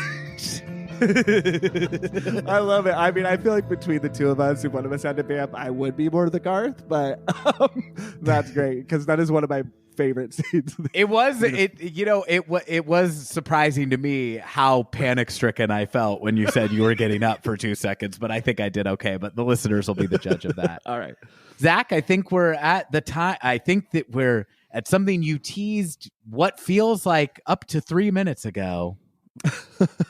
What are your general / closing thoughts on A Light for Attracting Attention? We just listened to the whole thing. Hit me with it. Man, I love that album so much. I love it on its own merits. Its own merits being not a Radiohead album. Now, when you have somebody as accomplished as Thom Skinner, and then obviously as accomplished resume wise, you know, they're in the zeitgeist. Anything they do is going to be examined with a great level of detail. It might not be automatically celebrated. I'm speaking of Thom and Jonny. But yeah, it just, so on those merits, just those three individuals, I think it's a fantastic album. Again, for the 10th time, I was uncertain how I wanted to try and couch my thoughts, you know, comparing it to A Moon-Shaped Pool, comparing it to this or that. But I think that's the way to go. This is Idiot Talk Radiohead podcast. I rank this with an asterisk among my favorite work of theirs. And I would say, to dive even deeper, the album it reminds me the most of is Hail to the Thief, but a much more successful execution. And I don't like it more than Hail to the Thief. That's not what I'm saying. But if we're kind of going 1-to-1, I think that it succeeds against A Moon-Shaped Pool in that the orchestral moments are a spice. They don't dominate songs. And I've realized that is one of my issues with The Moon-Shaped Pool. Is not that I think that it's disingenuous and that Jonny Greenwood, you know, didn't play that, or that it's all digital or something like that, and they're saying credit to Jonny Greenwood. No, it is Jonny Greenwood. To me, it's over the top a little bit in some of that album, we're not talking about that album today, but I didn't get an opportunity to throw that in. Maybe we will in a future episode, but I hope we leave that in because I think it's so impressive. But I hear Jonny Greenwood on conducting an orchestra and on the guitar and on the synth and on the harp, but it's used sparingly in this album, and I love it. And I just love the driving, energetic nature of it. That closer that I said, I'll give you my thoughts on. The reason why I brought up Hail to the Thief is because it reminds me of an optimistic version of Wolf at the Door. Not in its instrumentation and its singing, or they're not even similar in that regard. But if we're thinking album closers, it certainly reminds me more of that than like Videotape, or something like that. And I don't know. I'm contradicting myself every other sentence by saying I love it on its own, but here's a Radiohead. Well, whatever, you listeners, if you're listening this long, you can suffer through us a little bit more, or you know us and you know where my heart's in the right place. I just adore that album. When we do our ranking, I don't think it should be included in it, but I cannot help but invoke a Moonshaped Pool and some of their other catalog. It's the most excited I've gotten in a very, very long time. And I mean, I think I saw Pitchfork give it an 8.6. That album gets a 98% for me. It's an A+. Very well said. I don't know if you saw me kind of like smugly laughing. I did. I was during some of it. Well, Zach, excited. I was laughing because I was going to say the exact same thing about Hail to the Thief, which is that to me, this album is a rehabilitation of the approach used on Hail to the Thief, where this thing is not by any stretch what I would call a super cohesive record. Totally. It is a grab bag. There is kind of everything plus the kitchen sink on this album. But in this case, I love it about it. And I think that the difference to me as a listener seems to be this is what you get from that approach when you have somebody who is incredibly livened up and excited about what they're doing versus somebody who is reaching a point of like career exhaustion. I'm not going to relitigate all our HTTT right here, okay. But I think that it just, it was a maybe point of lower enthusiasm in Radiohead's career. And this is a point of openness, excitement, and newness. And they don't need to renew their vows. They have been fucking like rabbits on their vacation. We're in the honeymoon stage, baby. We're in the honeymoon stage. And not only that, we've decided we're going to try for a baby. So let's throw all those Connies away and just get to the raw dogging. And that's what we're getting with this album is Thom raw dogging. And it does get me to my general thoughts about this record, which is that the Smile can't compete with the Radiohead legacy at this point. Totally. And so I'm always going to have a special place in my heart for something that has that name and has those five guys. But if this is what it takes for Thom and Jonny to be this excited about music, a new band, then bring it on, because I love this album. I think it belongs up there with some of the great debuts, the Velvet Underground, Weezer's first album. Is this it? Like, can't forget about my boys, the TMV. Absolutely.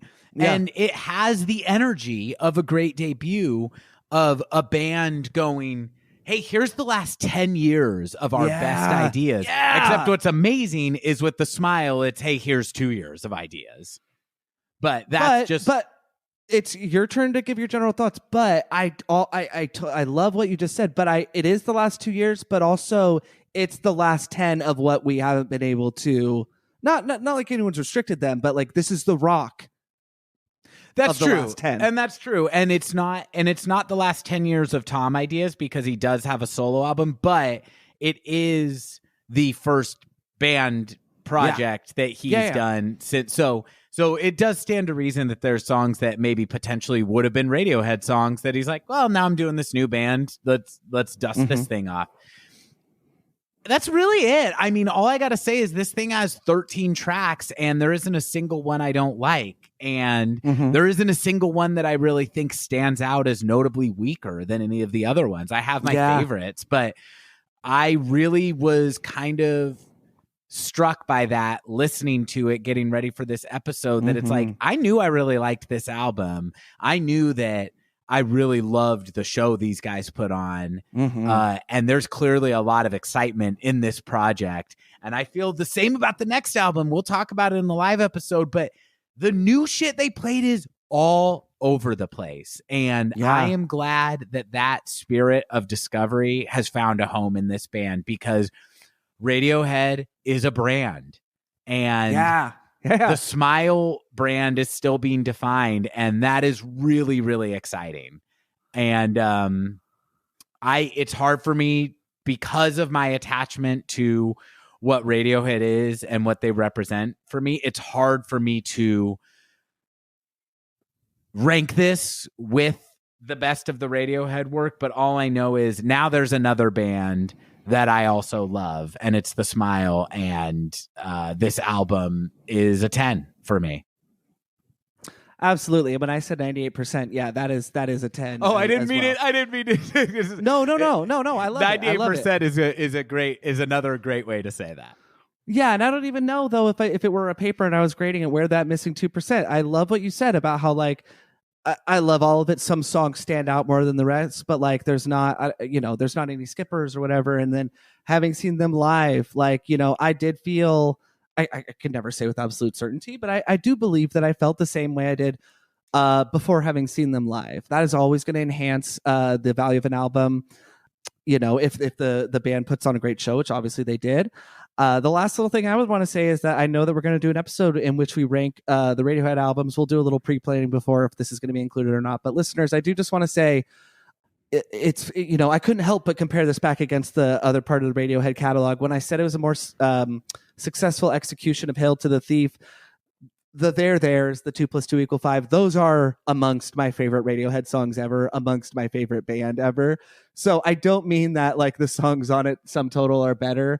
But yeah, to what you said, Radiohead are a brand, and I love that we got to have Noel Brown on the show. I love it. I appreciate it so much. But where he said, I don't really see it as a reinvention, I disagree. I think this band sounds different than Radiohead. Yeah, me too. And I am more interested in the work of Thom and Jonny, who are 50 to 55-year-old men, than I am any other band that, granted, Radiohead are my favorite band, but like, I love that you two are still making music and I respect their legacy and all that. Part of it is their age. Yeah. That, has to be disinterested. I'm not ageist, but this is the most brilliant reinvention I have ever seen in my life. And I just appreciate it so much. And I love doing this episode so much with you, Walker. It's always such a treat and a joy. And that's all I have to say. I agree wholeheartedly, and I think that the way Thom, as the mouthpiece of this band, as we know, Jonny famous for not being particularly verbose, and Tom Skinner is the drummer, which never tends to be front and center, and is the is coming in as a less known entity in this project. So naturally, Thom, as the principal songwriter, singer, and forefront-facing member, is kind of the mouthpiece. And every time I hear him refer to what the Smile is, he uses the words new band. That's what he said in all the quotes that I saw about him introducing songs. And it's what he said when we saw them before they played the first song.